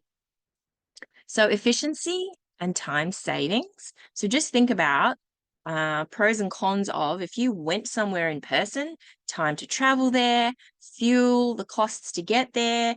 If you're out for the day, you either pack your lunch or maybe you pick up a snack. So efficiency and time savings, meaning one of my clients, I love you, did ask if I could meet up in person, and sometimes it just doesn't always work out. Actually, I've had two. And actually, we may do that in the future, but at the moment, things right now are so much easier to do them online because it's so quick and efficient, and not only time savings, but other cost savings as well. But being online also can help us with some data-driven insights, meaning when we know our numbers, we can know where to steer our business. So that can really help us to be able to do that online. That's going to help us get those numbers. And then scalability and flexibility. Many in the audience may sell resources online or sell courses online. So in that way, you're able to create one foundational teaching or fundamentals that you like all of your clients to know first, but you're not bound by how many hours in the week that you can work and how many clients you can serve. We can really scale, meaning you can share to the masses by being online using technology, and it's a lot more flexible too. So I wanted to talk about 3 common fears that teachers may have about online technology tools, but not only that, how to overcome them. So I'm just looking at these palm trees and feeling very relaxed. Who likes to relax at the beach? Or are you in the mountains? Adjust my light. Just let me know if everything's looking okay over there. I look a bit dark. So number 1, and somebody mentioned this earlier, maybe in some different words, fear of complexity and overwhelm. So understand that, yes, and someone even said tools are changing. So there are many tools, but many tools offer user-friendly interfaces. A few of them are my favorites. And a lot of online tools have step-by-step guides and customer support that come with just being a part of the platform. So I'm going to go into this in a little bit more depth. But number 2, fear of the learning curve. I think someone mentioned something like that earlier, and skill gaps. So we want to start with tools that offer either a free version or free trials. And they usually come with those beginner-friendly tutorials. And that's what I love to share with people too, my own personal guidance on the beginning stages of a new tool. So that would be number 2. And number 3, fear of the money. So financial investment, maybe you're looking at a tool that you want to purchase for like an annual fee. And then you want to know, well, if I do invest that money, how does it return to me? How does it give me something back? What's my return on that initial investment? How is it going to save you time, save you money, or get more done in less time? So definitely, we recommend always researching pricing plans. Consider starting with free or low-cost options. So that's definitely a starting place. Who's liking these pretty pictures? I love these templates. I'll tell you about that later. So 1, 2, or 3. I didn't think to make one slide. No, I didn't with all 3 of them. So let's just have a look again. Fear of complexity or overwhelm. It was number 1. Number 2, fear of learning curve and skill gaps. And number 3, the money thing or the investment. So if you were watching any of those, I didn't think to say in the beginning to put in a number, but that is all cool. I think most of you mentioned it earlier. Okay, so hello, Hetty from Milano. Great to have you. Everything's being recorded. Don't worry, you won't miss out. Yes, just reading in the chat for a second. Not greatest with computer technology, working on bettering my skills. That's great. For example, templates. Oh, awesome. Stay tuned. Okay. Free screen recording option. Yes. Remind me to come back. Put that in the Q&A chat and I'm going to answer that later and I'm going to show you something. Number 3, number 2, all 3. Yeah. For some people, it's all 3. Thank you for sharing. Yeah, put that in the chat. I want to come back to that one if anyone's taking notes. All right. Oh, I love the ocean. Blue is so calming. Look at that. All right. So 8 best practices for teachers to overcome the fear to master technology. So just like Steffi said earlier, I love to always have slides because it's not only helping you, it's helping me too. So if I have photos in here, usually it's for me to be calm and excited and stay on track, and then helps you stay engaged as well. So thank you for looking at my pretty slides. I made them extra pretty this time around. Okay, best practice number 1. Start with familiar ground. So I'm going to go through 8 tips here that they all relate back to those 3 points, those 3 fears. There are 8 things to work on. Start with familiar ground.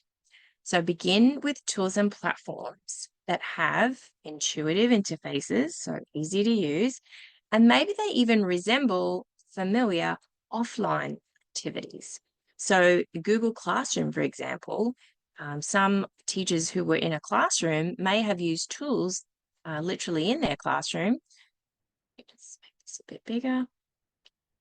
So if you were using something at a school and you can use it for your own business, that's a great place to start. I personally prefer Zoom for these online sessions. I don't use any other tool. I know there are other ones there, but start with familiar. That is usually the fastest way we can get around that. So number 2, embrace a growth mindset. Now we know Steffi helped us with that earlier, which was amazing. Her voice was calming me before I came on camera. And so I'm just reading in the chat, sorry, I'm getting distracted. Embrace a growth mindset. So understand that learning technology is a gradual process. Like I mentioned earlier, there's always going to be new things coming in or tweaking or upgrading things. So it's a gradual process.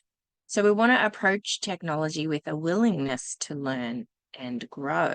So if you think about when you were a baby, you couldn't yet walk. First, you learned to crawl, then you learned to teeter-totter, and then you learned to walk even before you could learn to run. And you go to school. You don't know how to read usually when you start school. Some kids do.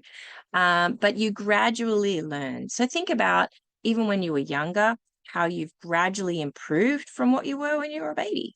You probably didn't know how to speak 3 languages when you first popped out of the oven. Love to know how many polyglots we have in the audience. I am just, what is one? I forget what it is. I bet a few of you would know the word. I speak 1 language. I speak a couple of words, but 1 language for me, I just didn't get around to the time. Aglot. Mono, thank you.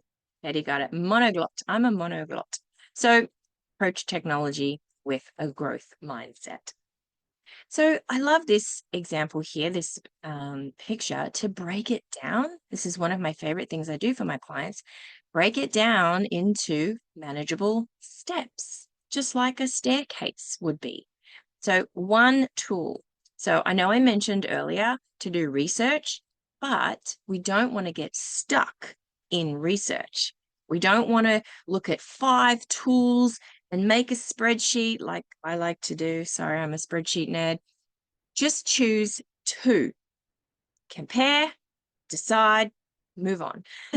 So 1 tool at a time, or even if a tool is extensive, only choose 1 feature at a time, the one that you need right now. So you might have purchased or be using a course online platform that can do a bajillion things, but just choose the 1 thing you need first to start off with. Exactly, Jessie. Avoid paralysis analysis. Love it. And maybe someone put that in the chat. Yes, excellent. So just choose one or two, make a decision. I think someone recently even said put a time limit on it. So you give yourself 3 days or 48 hours and you give yourself a deadline and go, just go. You use a tool until it no longer serves what you need, and then you can move on from there. So start with the basic functionalities and gradually explore more advanced options only as you need them. You don't need to learn everything about everything. Okay. So number 4, best practice number 4. So I'm moving my video out of the way of my slides.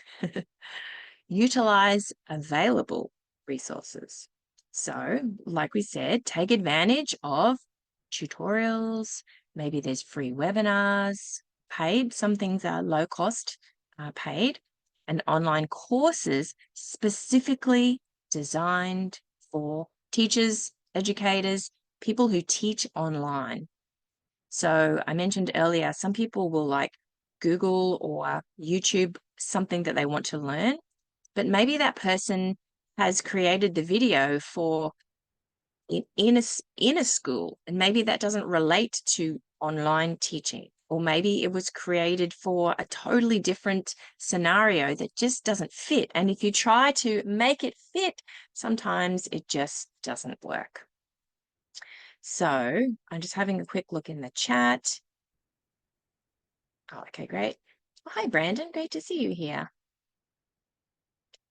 Yeah, James is going to talk a little bit more about AI later. Have clear writing criteria for selecting the right tool. Yeah, that's great. So have a few questions that you ask yourself. Oh, I love that. Sort of how you go shopping. Oh, Emily, you must be like me. Make a list. Make a list of things. I'm going to borrow your idea, and that was excellent. Thank you for sharing.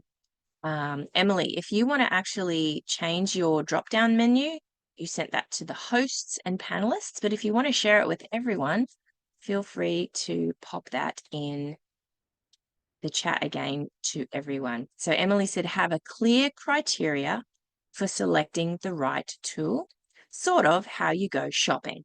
Excellent idea. So have a list of things you need. I need to be able to send emails. I need to be able to book on a calendar. Write down what things you need, and that can really help you. So utilize available resources, see what's out there to get you started. Start with what you have and think with the end in mind. So best practice number 5. We are in this together. And that's why you're here today. This is part of a community. All of the people that registered, whether you're here live or you're on the replay, we appreciate you joining this event because you're here with other teachers, you're learning together, and you're supporting each other in this community. So you're doing this now, you're connecting here in the chat. If you're in the Facebook groups that James has, you're supporting that community, you're helping you, and you're helping others at the same time. So connect with who you can. So peers, maybe colleagues, online communities where you can ask questions and share experiences, which many of you are doing in the chat today, which is beautiful. Yes, I know, Tuba, you love AI, right? Excellent. Okay, just catching up in the chat there. All right, let's have a look. It's another celebration. Look at that. Woohoo! Best practice number 6. Celebrate. Who doesn't love a good celebration? If you don't have a goal, and then when you get there, if you don't celebrate, you're going to be exhausted all the time because you feel like you're always running. But find a way that you can be like, check. So you can check a box and say, I want to achieve this thing, and I got there. And then go celebrate. Celebrating doesn't have to cost money. You could go for a walk at an awesome, beautiful, what are those, like a botanical gardens or something. I used to live in Brisbane, in Queensland, and we'd have beautiful botanical gardens in Brisbane. So, and when I say so recognize and celebrate each milestone, no matter how small. Now, when we talk about things like that, and I can't remember the book. I didn't think to write it down. If anyone knows in the chat, you can write it. There's a book, The Gap and the Gain. So think about where you were like a year ago, 2 years ago, and where are you now? Write down accomplishments that you've already achieved from a year or two ago. Just remind yourself that we're always continuing to learn, making a new goal, just like we first learned to crawl, then walk, then run, and achieve something and know that you can check something off the list. And I don't mean things that are dependent on other people, like to do your first webinar. Like, how awesome of an achievement is that? There's been a few in one of the groups lately that did their first webinar or their first like online public presentation. Like, that is an achievement. Doesn't matter the result of it, whether you wanted a certain amount of people to attend or you wanted to make sales, just doing the thing, that is amazing. That is an accomplishment and that deserves to be celebrated. What do you think? Yes, let me look on here. Yeah, so I think that book was called The Gap and the Gain. I haven't actually read it, but I've heard a lot about it, so I feel like I've read most of it already. So patience is key. Let's have a look at best practice number 7. Stay patient and persistent. So patience is one thing that I need to continue to work on because I'm always running to achieve something so I can share it with someone else, like learning something new to then break it down to teach it to someone else. But let's be patient with ourselves, okay? We are in a super crazy, busy time. Give yourself grace. So understand that it takes time to become proficient in tools. Something that I like to always use baking as an example. If any of you have been in any of my presentations or seen online, I love to talk about cake. So just like if you were making a recipe of some kind, cake or a dinner, you may start with a new recipe. If you're a recipe kind of person, I'm a recipe kind of person. But once you've done that type of recipe quite a few times, you don't really need to look at the recipe because it just becomes practiced and learned and it's just in your memory. And then it feels a lot easier and it actually becomes faster. So there we go, just like that. It's just like learning to cook something or bake something. It takes time and we get faster each time we do it. So, and embrace setbacks. So just like when you're learning to walk, I'd love to know, how many parents do we have in the chat here today? I'd love to know. Do you remember, if you have kids, so we're parents, right? So when your kids were learning to walk, did they just stand up one day and start running? Or did they practice standing and they'd fall back down and they'd practice and they'd stand up and fall down? We're going to do the same, and it's okay. We learn from mistakes. If we gave up when we were learning to walk, we'd still be sitting around or crawling. So we keep going, just like a child does when they're learning something new, and we can do the same. We can have that same childlike mindset of, let's just do this. Okay, we maybe, I'm trying to think of, I've had a couple of things happen lately, a few glitches, and I'm like, okay, write it down, learn from it, put something in place that pretty much that shouldn't happen again. If it was something that was in my control, maybe I forgot something. And so we can do the same. So we have, lots of parents in the chat. Thank you. I love that. Parent of 3. Now I'm a parent of 1. And even though some people say, oh, you're just a learner parent. Yeah, having 1 is a lot of work. And then you add on more after that. And I think that people say it gets a little bit easier with each one, but then all of them are different. So think of it the same way. So practice number 8, focus on practical applications. So link your learning directly to practical benefits in your teaching practice. So meaning what you do each day, what you do each week, how does it benefit you in your online teaching business? So practical applications. I hope that was helpful. That was 8 tips to help overcome those fears. Let me know in the chat. I'm going to go back for a second. Next time I will have to remember, see, I'm learning each time, to have a review slide of just those 8 tips. So were any of those helpful? helpful more than others. Let me grab a drink for a second. Okay, Deborah says that they were great. I'm glad. I have to remember to have a review slide next time. Oh, I'm glad. There we go. Hi, Ina. Nice to see you. Yeah, the small wins, absolutely.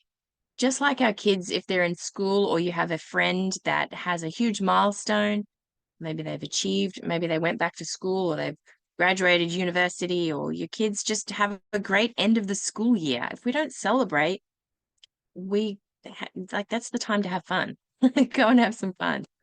Yeah, love it. Small steps.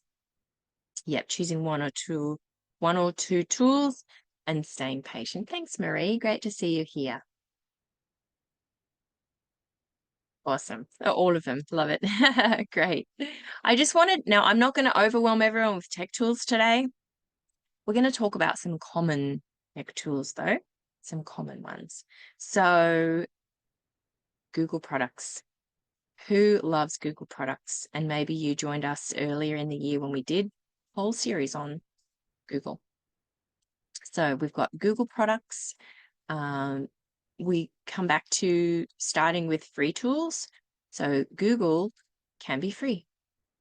It has up to 50 gigabytes of storage, which is quite a lot for an online business to be able to get started and up and running. So you can have a free Gmail account to start off with if you're not ready for email marketing and you don't yet need a business email. And so many of these like docs and sheets and things in Drive can be shared with clients, which are so helpful. And who uses Google Classroom? Have any of you used it at a school, or do you use it yourself? I only, I guess, started using that when I started working with James in the team. Hadn't really used it before. I was never a classroom teacher. So, okay, well, good to know. Google Teams. Oh, okay, yep. Very cool. I tried. Yes, absolutely. That was a good idea. Yeah, got to do your research to know the limitations. Yeah, Jamboard is going away. I never did end up using that one. Thanks, Laura. I appreciate your comment there. A parent is a parent, no matter how many you have. Thank you. Yeah, great. So quite a few have used that. Awesome. So, oh, sorry, I skipped ahead. So Canva, I love to talk about Canva. It is so fun. If I could do nothing else than to just play around on Canva all day and show it to other people, I would do that. So I am not an art person. I'm not good at thinking outside of the box. Like I said earlier, I'm a numbers person, more of a logical thinker, but Canva makes it so simple with templates and ideas to get you started, to give you ideas to then improve upon. I love it. It makes it so much fun. And then another C is ConvertKit. By the way, if you weren't aware, they're changing their name. They're just going to cut off that first part and just be Kit. ConvertKit, soon to be Kit. September is their official change of name. I did not look at the time, James, so let me know. I forget what time I'm supposed to finish. I think I still have time. Okay, so ConvertKit is for email marketing. And when you're ready to do that, I suggest that one. If you look at teacherchristie.com/ConvertKit, you can learn a little bit more about it. But it can be used for free, which is fantastic. And they've just done some upgrades with their new change of name. I will be doing some updated information coming out soon.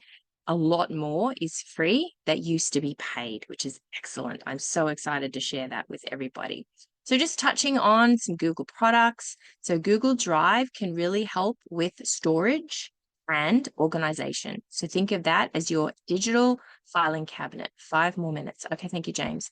ConvertKit is an email marketing tool, Teresa. 5 more minutes. Okay. No, it's different to WordPress, but you can plug it into WordPress, Janine.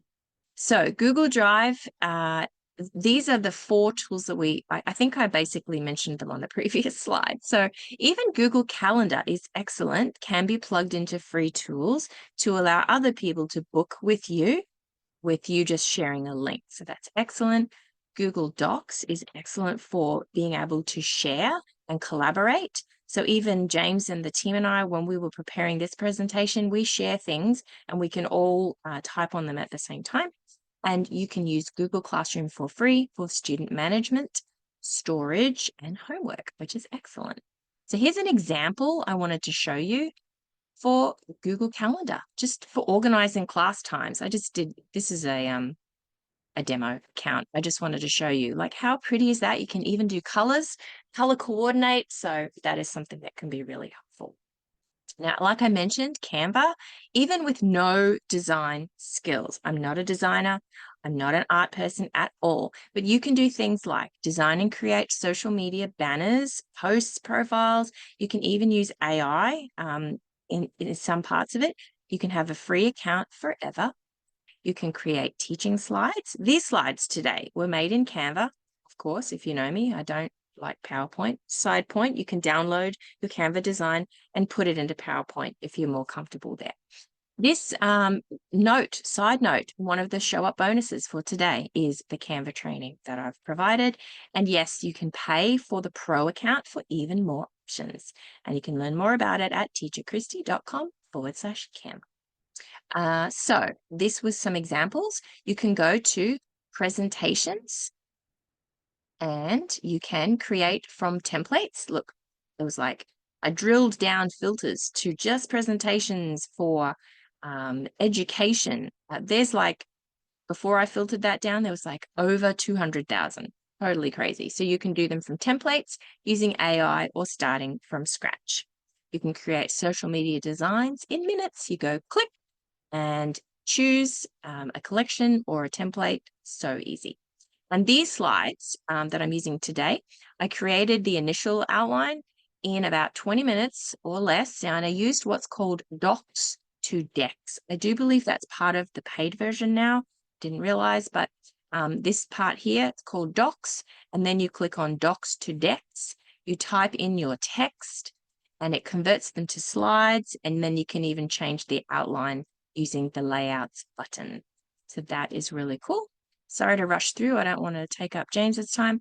ConvertKit, you can learn more about it on my website, teacherchristie.com/ConvertKit, but you can build simple landing pages for free, templates. You just fill in the blanks. You actually just fill in over the top of what's there.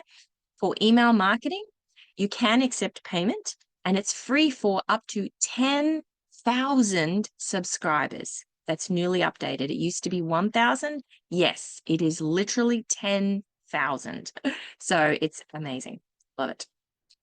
If you do sign up online, teacherchristie.com/ConvertKit, you get 5 days of free tips from me to your email box to set up for success. And here are some of our clients who have used ConvertKit. This was just a few that I grabbed to take advantage of the free or the paid version, and you can have as many landing pages as you like, even for free. So bonus for showing up today, like we mentioned, you'll be getting that video training, how to use Canva to design social media posts, profile, banners, and teaching slides. And it's the most popular tool. But again, like I said, it was going to be, I forget what I was going to say. Canva, I lost my train of thought. Totally forgot what I was going to say there. Most popular tool, and it will help you create things very easily. There's so many templates in there, it makes it super fast. So if you can master Canva, I know someone mentioned way back in the chat, you have conquered 60% of the tech skills you need online. Well, maybe that's a made up number, but we do a lot of online. Someone asked about, yeah, I'm sorry. I lost my train of thought again. I'll tell you what happened this morning. I actually got stung by a bee. I actually got stung by 2 bees. So I'm doing pretty good. I think we're nearly at the end and my brain has stayed on. We're here for questions, but if we don't have time, type in the chat and I can answer if James needs to take over. I'd love to know what you found the most helpful today. And if we want to be connected online, I am Teacher Christie everywhere online. You'll find me on all the platforms. Thanks, James. Hey, Christy, yes, if you guys missed it, so Christy got stumped by 2 bees this morning right before the summit. Some of you probably noticed, Christy was supposed to present right after me, and we just worked it out, and the Steffi just stepped in and did the presentation first, so we kind of rearranged the sessions. Yeah, I hope you're fine now, Yeah. Christy. Thank you, Steffi. I appreciate you jumping in for me. Yeah, I'm feeling a lot better now. It was just pretty exhausting. So I got stung in the arm, and then I got stung literally in the head, in my scalp. Oh That my was God. not fun. That one hurt the most. But anyway, it's great to have all of you. I'm going to Right. keep answering in the chat. Is that okay, James? Yeah, of course. Thanks for your time, Christy. I appreciate it. You're welcome. Yeah, I hope you get better. Okay, you did Thank great. you. You did great. Okay, you did great. All Appreciate it. right, Thank you. guys. Yep. All right, cool. So I'm gonna if you want to stay on, you can stay. I Yeah, will I'll just stay here and I'll answer in the chat. Okay. And you can, okay, gotcha. Good. All right, guys. 2 hours in, all right? 2 hours in. How do you feel? We have 1 more hour. 1 more hour with me. Hope you guys are fine with that. So I'm gonna take the rest of the hour and to finish it, okay? And then that's all for day 1. We're gonna have a day 2. My God, I can't just wait to get on day 2 because there's so much more we're gonna share with you on day 2. So let me know in the chat, how do you feel right now? What do you think? Can you stay for 1 hour, 1 more hour, maybe 55 minutes? For me, let's finish it. Okay, finish it. Let me see the comment. Feel excited, darling. Danielle, good. All right. Ian, thanks for the tip. Okay, good. Thanks for everyone. All right, it's amazing. Good. All right, thank you guys. All right. This is the action I want to see. We need to take action, not just think about it, right? Just wonder about it. Just dream about it. We need to take action, showing up to these live sessions and talk to others and learning new things, right? There are so many new things we can learn all the time. And so what's gonna happen next is I prepare 15 minutes for the ChatGPT demo. Now we're short on time. So I'll just cut it down to 5 minutes on ChatGPT demo. But you get to save all the slides. I have a lot of ChatGPT prompts that you can use. I will just do 5 minutes ChatGPT demo. Then we're gonna have to move on to the next part very quickly. All right, so this is our slides. Let me get to the part ChatGPT demo. All right, okay, here. Here. Okay, ChatGPT demo here. That's where I am. All right, so let me first ask you guys this question. Tap chat if you have used ChatGPT. So I borrowed chat from one of my clients. She always refer ChatGPT to chat. I was like, who's chat? It's ChatGPT. Okay, tap chat if you have used ChatGPT before.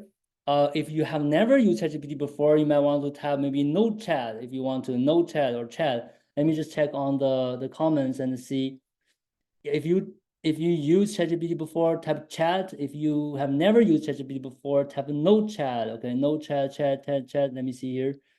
Let me see a lot of chat. No chat. Okay, I think probably 70% chat, 30% no chat.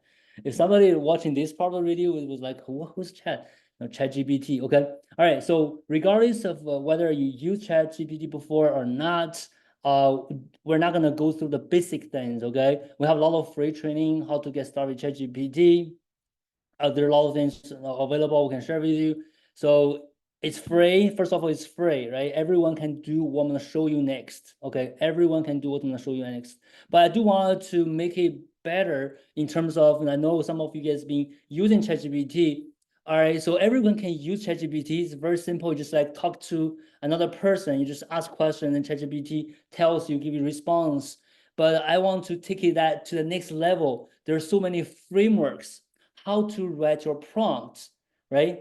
Frameworks. And then today I'm going to introduce one framework I found very simple, straightforward, and easy to remember. It's called SAGE, S-A-G-E framework. So this framework will help you structure your prompts. If you guys don't know what ChatGPT prompts are, don't worry, I'm going to show you in the demo, okay? But what I want to tell you is the framework, because this framework will make sure that you remember all the important information you need to share with ChatGPT before you ask ChatGPT to help you with anything, okay? So this SAGE framework, situation, describe the context or situation. Action, describe what needs to be done. Goal, explain the end goal. Expectation, outline the hoped for achievement, all right?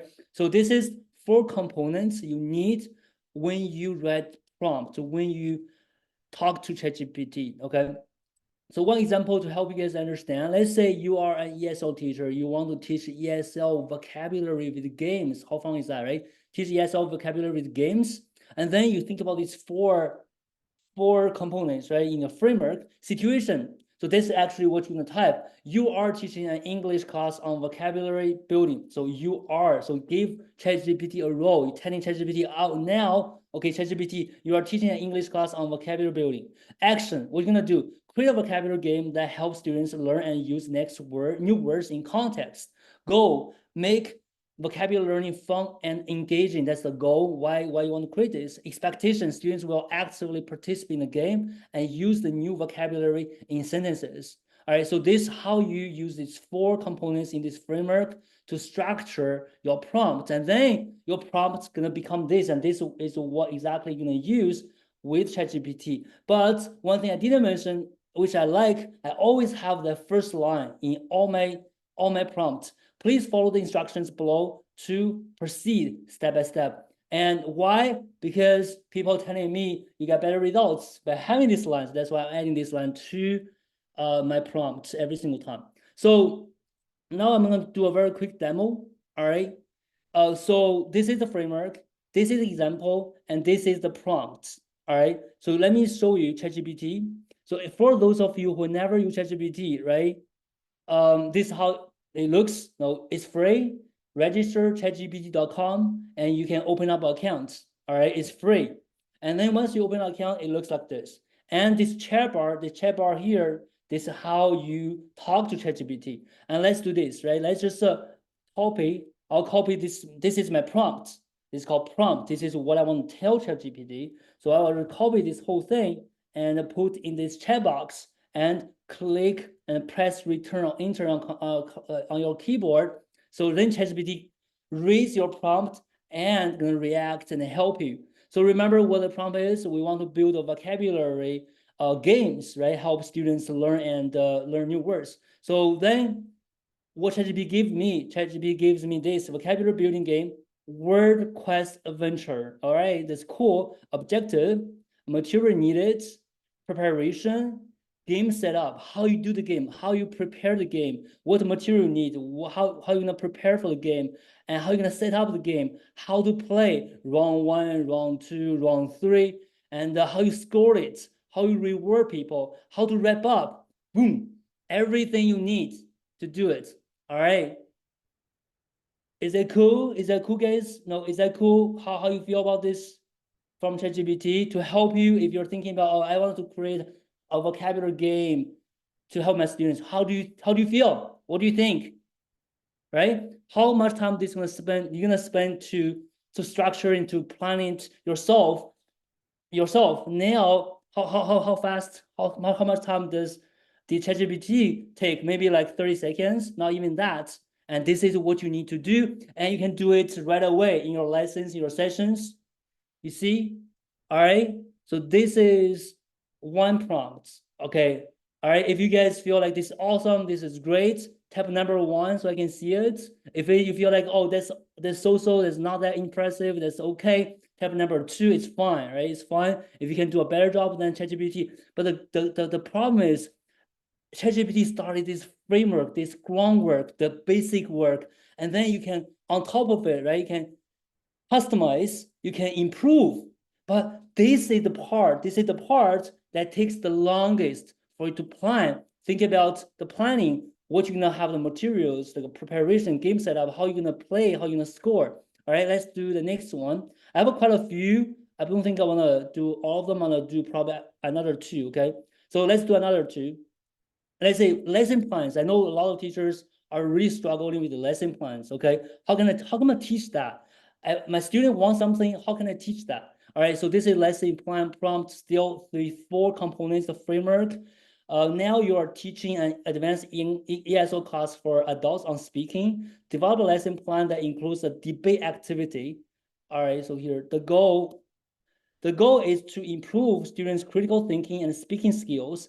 The expectation is the students will prepare arguments and participate in structured debates. All right, so this is the prompt. You follow the framework, you come here, you paste it and put it in. Let's see what ChatGPT gets you. All right, advanced English ESL speaking lesson plan structured debate, lesson objective, material needed, lesson duration 90 minutes, lesson plan, instruction, pre-debate. So basically how you run this session, every section of the session, 10 minutes, 20 minutes, 45 minutes, and then 15 minutes. All right, so keep going. Homework, follow up, we're gonna do for homework, right?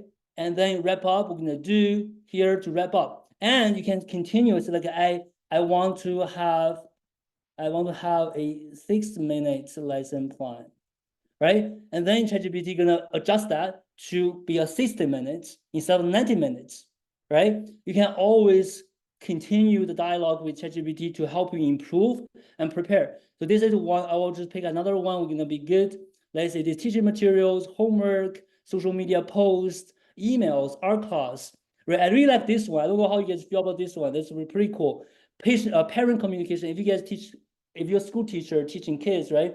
Let's see this one. I have never done this one before. Okay, let's say parent communication. So you are a teacher preparing for a parent-teacher conference.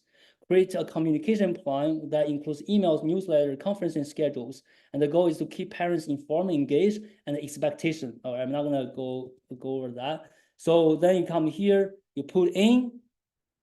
Right? So ChatGPT gonna help you plan the entire plan for the parent communication, right? Email communication and messages. Again, right? So this might not be perfect, but the thing is, you need this. This saves you hours to prepare. And now you have a good start point, then you can just improve on top of it, right? So it does the brainstorming part, which is most difficult, most time consuming one, right? So newsletters, everything you ask for is all here, okay? So that's all I want to share today with ChatGPT. I know we're short on time. There are a couple more prompts actually prepared. You will receive all the slides. You can check on these prompts, okay? All right, so that's all for the ChatGPT part. So what do you think? All right, I want to ask another question. Tap chat again if you think it was great. I know it was short on time. We were short on time, but tap chat again if you think this is great. So what you learned so far? ChatGPT is cool, helps you save time, brainstorm, and so many good ideas you can do with it. Number 2, I suggest this framework, the SAGE, SAGE. Try that. And also the first line, I always use that when I talk to ChatGPT. All right, number 3 is it can do so much more, okay, so much more to help you save time and become more productive and help you brainstorm things, okay?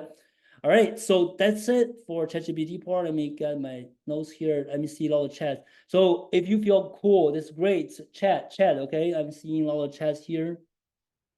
All right, this will save tons of time. Yes, I use ChatGPT every single time. I'm not using it for everything, but I'm using it really help me brainstorm, help me. I think the best part of ChatGPT, I use ChatGPT to proofread all my everything. I write email, proofread. I write something, proofread. Because I'm not a native speaker, right? I always make mistakes. I proofread. That's number one thing I use ChatGPT for, and also help me structure, brainstorm ideas. And it's so cool. And we're gonna talk a lot more about AI and ChatGPT next month. Okay, stay tuned. We're gonna let you guys know. All right. So this is ChatGPT. All right. So we're gonna move on to the 6th proven step to teacher online success. Okay. So we get a lot of questions already when. Especially when Steffi was talking about mindset, a lot of questions already there asking how to charge, how to get students, how to get more students, right? Increase your rate, how to sell things. I hope you understand the mindset is super, super important. But of course, I want to tell you the steps, the strategy as well. I hope these 6 proven steps can help you really understand what you're gonna do, how you're gonna follow this do whatever you want to do online, all right? And this is the same step, regardless what you're gonna do. So these 6 proven steps are identify your audience, and understand your audience, build your audience, capture your leads, nurture your leads, convert your leads, okay? You might be confused, don't worry, there's a lot. I'll walk you through this one by one, okay, one by one. Number 1, identify your audience, all right? Yes, everyone gonna receive the slides as a show up bonus, okay? Show up bonus, you can have all these ChatGPT prompts there. So identify your audience. So first of all, what is the audience? Okay, we have a lot of terminologies. I want to make sure everyone understands this. Audience, niche. So if you've been working with us, we kind of use it too interchangeably. Audience, niche. So this is a group of people that are struggling with similar problems and looking for similar results. All right. Targeting a particular audience allows you to market your teaching services and the products online. So this gonna explain why so many teachers are not getting results online. Okay, let me tell you why. Because everyone is no one. All right, everyone is no one. Many teachers working online often try to target everyone who's interested in what they offer. They're trying to target everyone. They're trying to teach English to everyone. They're trying to teach math to everyone. They're trying to tutor music, to everyone. So this is very common, okay? Very common for teachers. And in the chat, let me know if this is you, right? Trying to target everyone, whoever can work with me, I want to work with them. However, trying to attract everyone usually means you end up resonating with no one. All right, this is a common reason why many teachers struggle to get any student or make any sales, because in this online world, too much noise. Everyone's posting, everyone's sharing things. It doesn't matter if you are the same as others, just like every other, just like 1,000 other teachers, nobody can actually see you, hear you, all right? So that's why everyone is no one. So we don't have a lot of time to talk about this, but I want to share some examples so you know what do you mean like everyone? What do you mean like a niche or audience, right?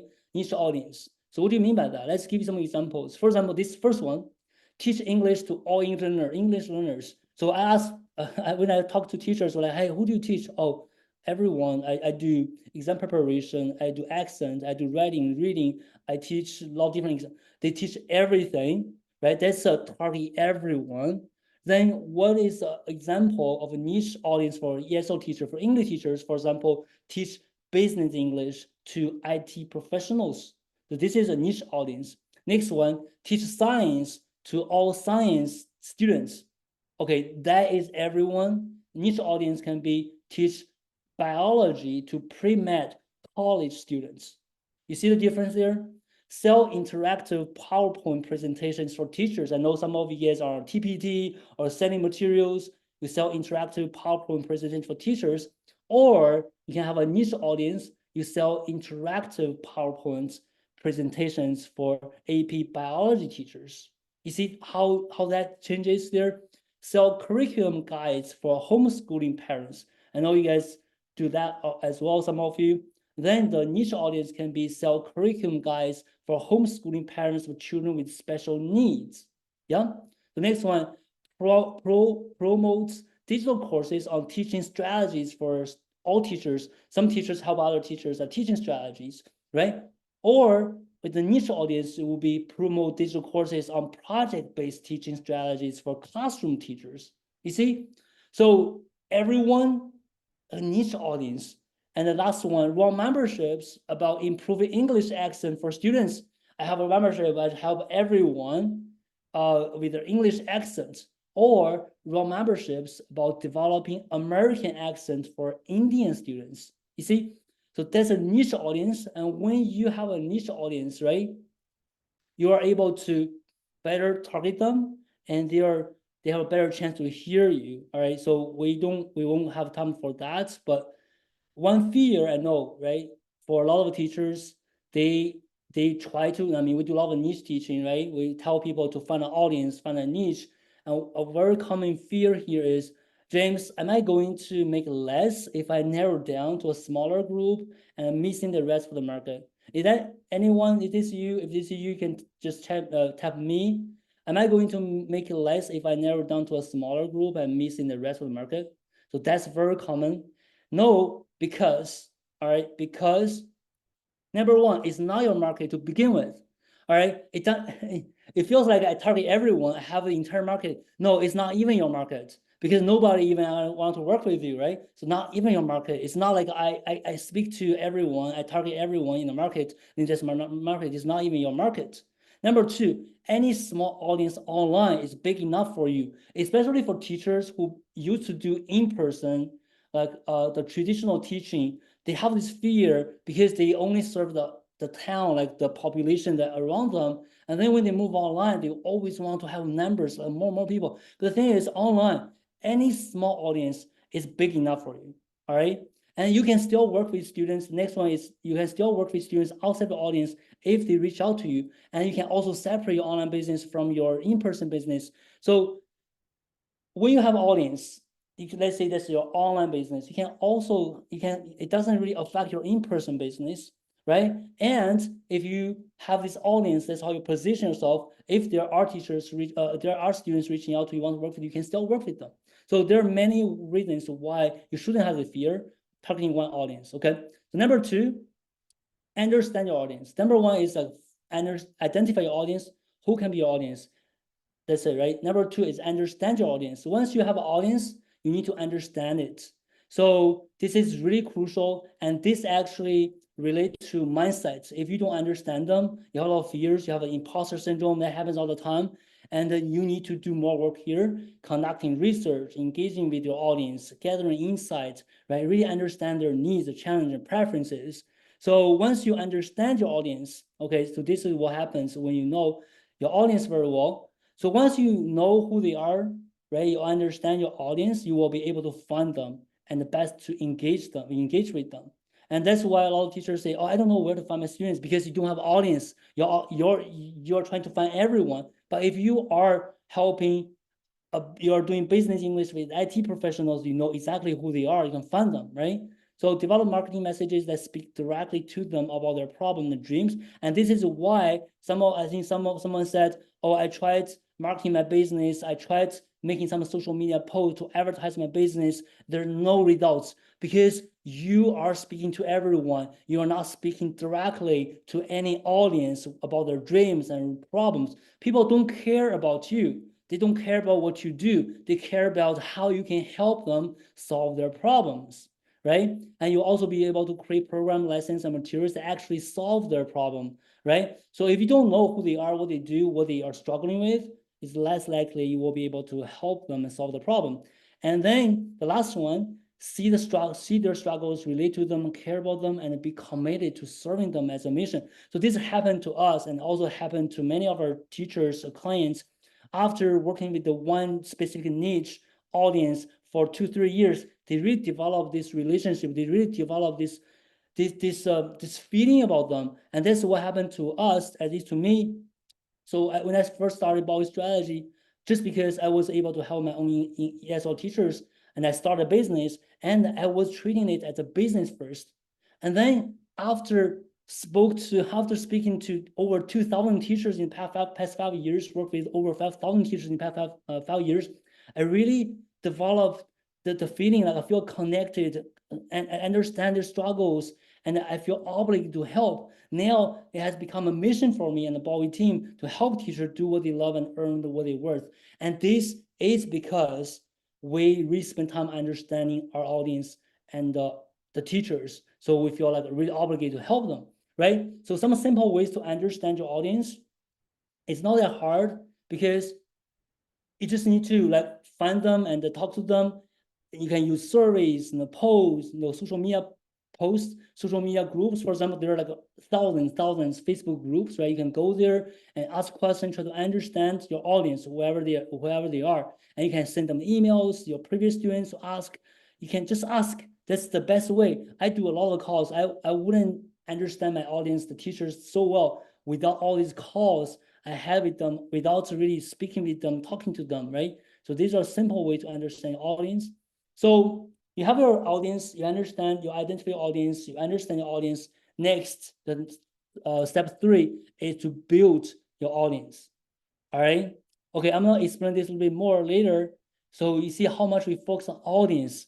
We identify, okay, who we're gonna target. So we understand them. Then we need to build the audience. All right, either online or in person, doesn't matter. So what you're gonna do here is you're gonna reach out to your audience with messages, emails, and introduce yourself, connect with them, produce content to attract your audience to follow you and subscribe you on your channel, newsletter, right? So if you're, let's say, on LinkedIn, you send out these messages to connect with others. If you're on Instagram, YouTube, you create content, so people follow you, people subscribe to your channels, and that's all what we do to build your audience. But you don't want to limit how you build your audience. I want to help you guys understand there's so many ways to build your audience. Number one, as I mentioned, social media is a great place. It's free. You can get on social media. You can already build your audience. And I want to make a note here. You don't need a website to build an audience, okay? All right, so this happens a lot of times. Teachers come to us and say, oh, I have my website. No, you don't need a website to build your audience. You don't need a website to start this business, because you can always go to social media and they already have a lot of people, millions of people on social media. You can easily find them to build your audience, or you can go to online forums, or you can do blogging, podcasting. There are so many ways for you to build this audience, right?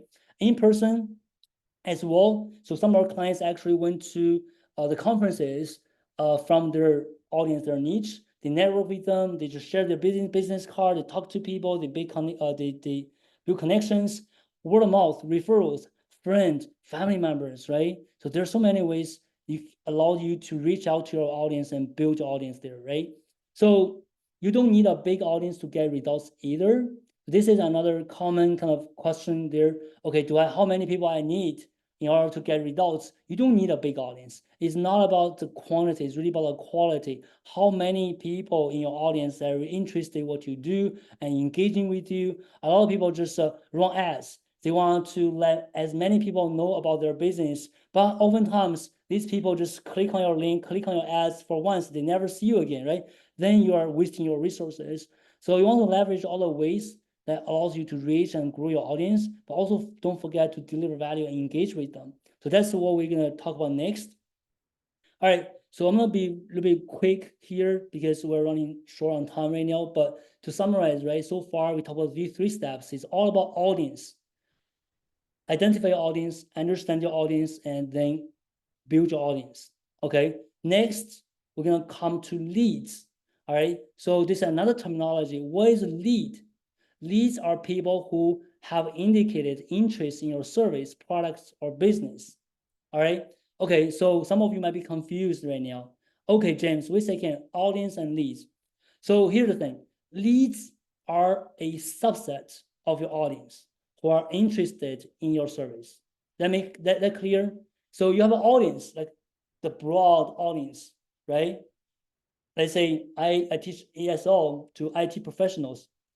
I have an audience of IT professionals, all right? But not all of them are my leads, because not all of them are interested in what I do in my service, all right? So then who are the rest who are not my leads? So besides leads, the audience also includes, let's say, casual followers. People just follow you for content, but not specifically interested in your services, right? That happens a lot. They connect with you, they follow you just because your content, they like what you do, but they're not interested in getting on your service. Supporters who support you but do not need your business offerings.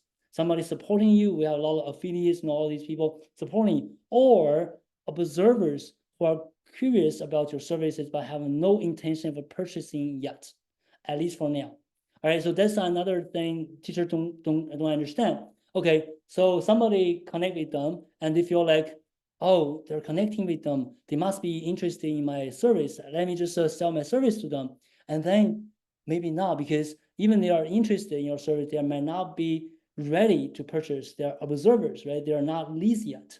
Okay, so I just want to explain this. What's the difference between audiences and leads? Leads is a subset of your audience. But the problem here is if you don't grow your audience, you're not growing your leads, right? So you have to grow your audience, build your audience, and then you grow your leads. All right, so this is step 4. You want to capture your leads, okay? So what is leads and who are they besides leads, and who are these people besides leads, right? You need to identify these leads, and then you want to nurture your leads, okay? So we don't expect people to buy from us when they first found about us, even if they are interested in our services, okay? So that's what I said. You have an audience, and then within the audience, you have leads, and people found about you, they're interested in your services. It does not mean you can pitch your service, you can sell your service right away or products, right? We don't expect them to buy because we need to nurture them. We need to get them ready to purchase your service. And it is a mistake. Actually, I saw somebody comment in the chat as well. So when it comes to marketing, I don't know how you guys feel. When it comes to marketing, teachers always think, okay, marketing just advertising. And what they do online when they market their business is looking for paying students or customers. So how many of you think this way? No, let's be honest. How many of you think marketing just advertising? I go online, I go to Facebook, Instagram, LinkedIn, just to advertise my business. And that's how I look for my business, how I look for paying students and the customers. So this, let me tell you, you are not alone, because this is really most teachers, I would say, think of marketing. Marketing is advertising. That's why a lot of teachers just start with the pay advertising, because marketing is advertising. They never realized or really understand what marketing is. Marketing is not advertising. It's not looking for paying students all the time. Okay, so it couldn't be further from the truth. Marketing is about building awareness and building trust. Okay, marketing, you grow your audience and you find your leads, you build awareness because people know you, right? They come to you, there's your audience, and then you're building trust with your leads. And when they're ready, they will buy. And right, so that's gonna be the next step. And now how to nurture leads, let me tell you guys that. So you identify leads, how you nurture them. So nurture your leads is actually very simple. A lot of people just feel like there's so many marketing strategies to do everything, but how you nurture them is just very simple. Remember this, okay? Nurture your leads. Get people ready to buy from you, just to deliver value and help them as much as you can. All right. This is great because this is the part teachers are good at. All right. Some methods, just highlight a few. For example, you can do social media posts. You post it, not a post to sell stuff, not a post to promote your stuff. It's a post to help your students understand, help your customers realize what's next, right? Help them, let them learn things, right? And then freebies, lead magnet, things you create and share for free. You can create these PDFs, worksheets, things like you can share with them. And some of you feel like, oh, if they get all these materials from me, would they still want to work with me or buy my other materials? Yes, because there's so much you can offer. It's not a PDF, not a worksheet, right? A simple follow-up, congrats message, and the free live sessions or calls. So basically, every interaction with your leads is an opportunity to nurture. All right. Remember this, treat everyone you met online, not a potential students. Don't just look at their wallet, right? Treat every lead as opportunity to build a relationship, to nurture, and they are ready to buy when they are ready. So that's how it comes to the step 6, convert your leads. So this is the most scary step, because a lot of teachers tells me, James, I'm scared of sales. I'm scared of selling things. It's actually simpler than you think. It's not about selling at all. If you follow what I just told you, these 5 steps, think about audience so you can grow and build an audience. Find these people who are interested in your service, their leads, and then nurture them. And then the step 6 can be so easy. What you need to do, literally, that's what you do. Suggest your offer, which are your services, products, depending on what you do, right? To your leads, and they will buy if they're ready. If they don't buy, keep nurturing them and suggest your offer again in the future. That's all you need to do. It's not about pitching. It's not about sales, car salesman strategy. It's not. Nurture, get them ready. Then you tell them this is available. They will buy if they're ready. If they don't, keep nurturing them, keep helping them, and then suggest offer again in the future. So this is how you convert your leads. It's not about selling. It's not about getting the money now. It's about helping until they are ready to buy. Okay? I'll repeat this one more time. What do you guys think? So this is how you make sales. It doesn't matter what you sell. It's not about selling. Why people are struggling with this? Because they're not following these steps. They don't have an audience. They're not building audience. They don't have leads. They don't even know what leads are. They're not nurturing them. Of course, they're not selling anything. So once you follow these 6 steps, it's not about selling. It's not about getting the money now. It's about helping until they're ready to buy. All right, guys, do you agree? Yeah, I think Cindy said agree. If you agree, put down agree. This is how it works. This is the best way. Trust me, this is the best way works for teachers because we focus more on nurturing, which is what teachers are good at, so that you don't need to focus on selling, which is teachers not good at. Yes, to be honest, I can sell anything to anyone, even they are strangers. I'm good at sales. I can sell. But the thing is, you don't have to do that. Just follow these 6 steps.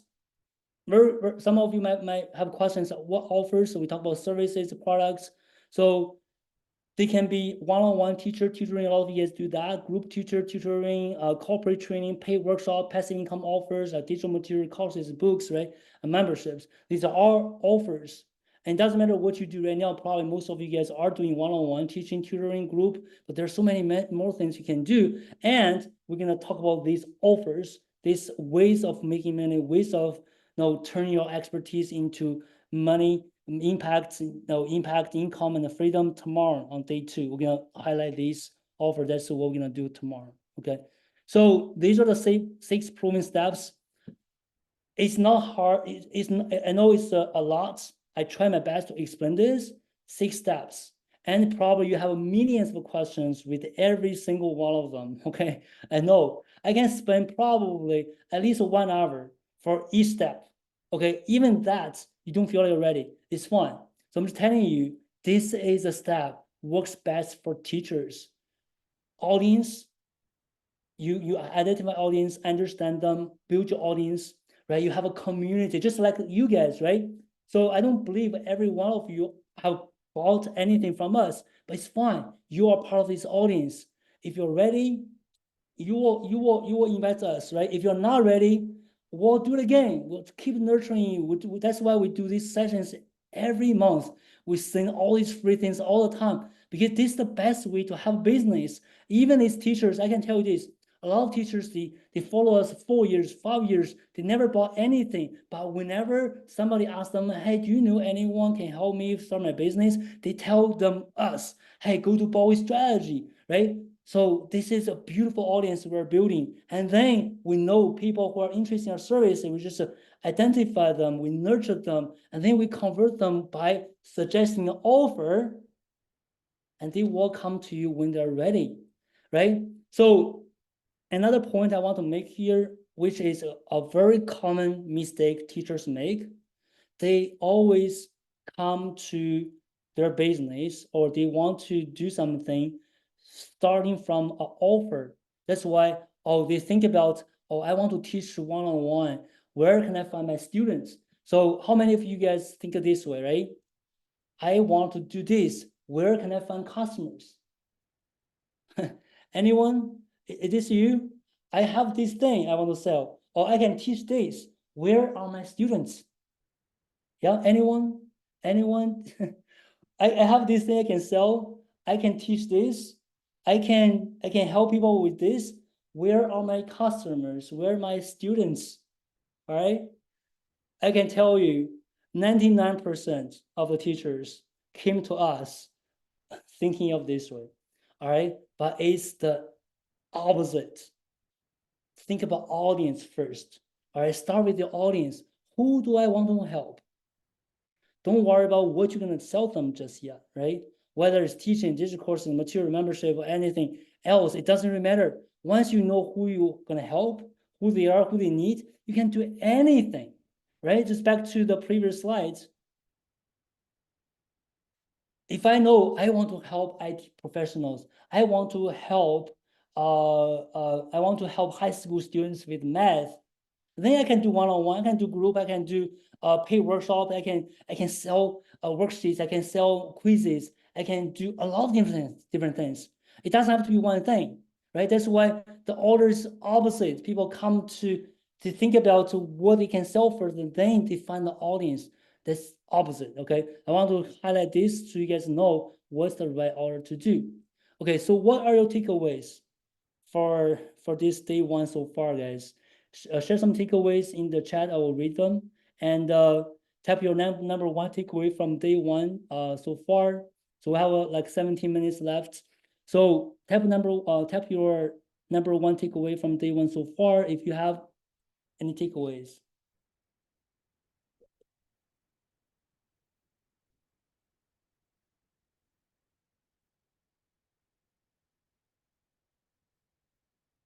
Yeah. Haley said, following me for many years. That's great. Thank you. Peter, charge my next clients $50, 50 euros. Yeah, Peter, please. Cindy, start with your audience. Regine, if you give value, people will come to you. Exactly. So don't worry. You have your leads, you just nurture them, and then you suggest offer. If they don't buy, it's fine. That means they're not ready. And then you just suggest another offer in the future after you nurture them again, right? Mindset is everything, Stephanie. That's good. Mindset is key. That's great. Georgiana, everyone is no one. I love that. Marie, build audience. Peter, stop saying yes to everyone. Add limiting beliefs can apply to all areas of your life. Nadia, helping people until they are ready to buy. Yes. Gladia, there are so many where to start. Steffi, some teachers have mentioned that you speak fast, James. Yeah, I'm trying to rush this. Sorry, guys. All the slides are there. If you have trouble understanding me, I'm sorry about that. You can watch the recording later. Darling, audience, then these. Yes. Peter, charge what I'm worth. Oh, wait, what is this? Okay. Emily, start with the right mindset. Lisa, mindset and getting myself started. Sonia, mindset something. Jade, leads are segment your audience, which is a banner term of all your connections. Exactly. Don't need to be a salesperson. Exactly, Deborah. Don't need to be a salesperson. You don't need to sell. Keep helping. Of course, you need to know who you are helping. You need to have an audience. If you don't have an audience, then you just sharing things nobody actually gets, right? You need to have an audience, build a community, identify your leads, and share value, and then make offers. Hey guys, I'm starting another group. Let me know if you want to join me, right? Teresa, stop focusing on offer and concentrate on growing my audience, giving value. That's great. I hope you guys like that. All right, so that's a lot of takeaways, mindset, and tag. Some of you said tag, patience, stay positive. That's great. Margaret, and I love your notes. Good mindset. It's not about selling. It's not about getting the money now. Okay, so I guess I want to wrap up with this part. Is every teacher can do this? Okay, so find your audience that allows you to do what you love. This is important. Okay, a lot of people, they hate what they do because they are not working with the right audience. They don't feel connected. They don't feel like they are enjoying working with them, right? Finding the audience that allow you to do what you love. Follow these 6 steps to earn what you're worth. Okay, so that's what we do. And then there are more sessions than this, but the highlights. So I'm gonna do the introduction to teacher online opportunities, all the different ways. I will summarize and kind of highlight a few, right? That's me. And Robbie, how many of you guys are missing Robbie? He's not here. Well, how many of you guys are missing Robbie? I don't know if Robbie's watching. He said he's gonna be here for some time. So yeah, Steffi, I miss Robbie. So Robbie gonna come tomorrow and talk about setting your teaching materials on social media. Okay, so that's one of the ways to make money online as a teacher. You can sell your teaching materials, and there are many ways to sell it, and social media is one of the ways. Okay, and Kelly, I had an interview with Kelly. I don't know if you guys remember. That was last month, beginning of May last month, and from teacher to tutor. So Kelly, she herself runs a big tutoring business. She actually just won a award a UK tutoring award or something. I know she was traveling for the award. And then she has 160 students, okay? She has 160 students, and she has probably like 15 or some teachers working for her. So I can't remember that Barbara or somebody asked the question, grow the team and hire people. That's what Kelly is good at. So she grew her tutoring business to 15 teachers, 160 students. It's pretty big. And Kelly gonna talk about from teacher to tutor tomorrow. Okay, the picture on the right is Kelly. And teacher online success panel discussion. That's something I'm really looking forward to. We actually have 1 hour for this discussion. I will be there with 5 teachers. Okay, 5 teachers.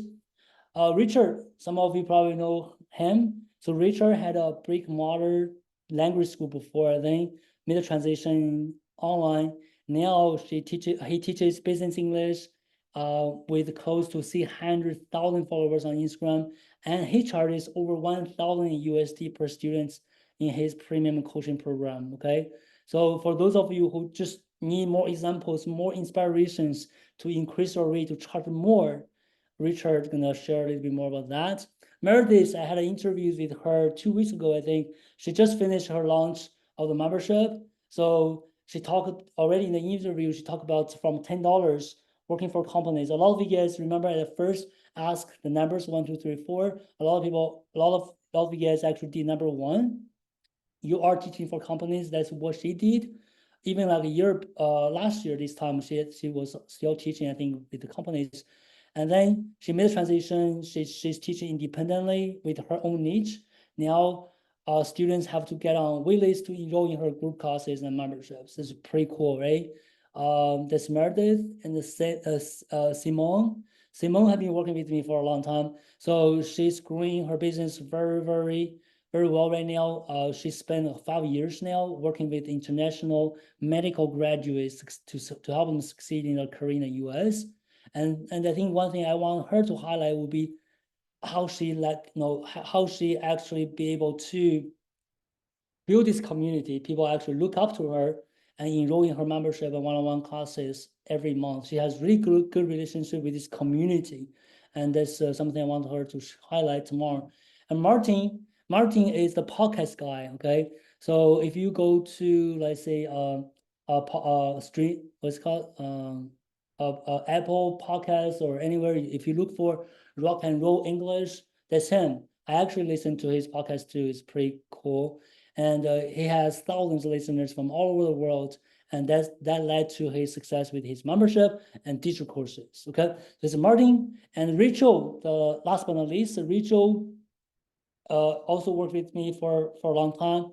So she's not a traditional teacher. So she's not a teacher by training, but fell in love with teaching while working with kids, and started her teaching business by combining her previous work experience and now teaches through paid workshops, membership, and digital courses. Okay, so just want to really bring what we told you guys, what we shared in the past 2 days to life. Like you see examples, you see people are actually doing it, and then they're gonna share stories, and then you will realize, oh, they were just like me when they started. And that's how you can see yourself doing the same thing, because once you know they were exactly me 1 year ago, 2 years ago, 3 years ago, and if they can do it, I can do it too. So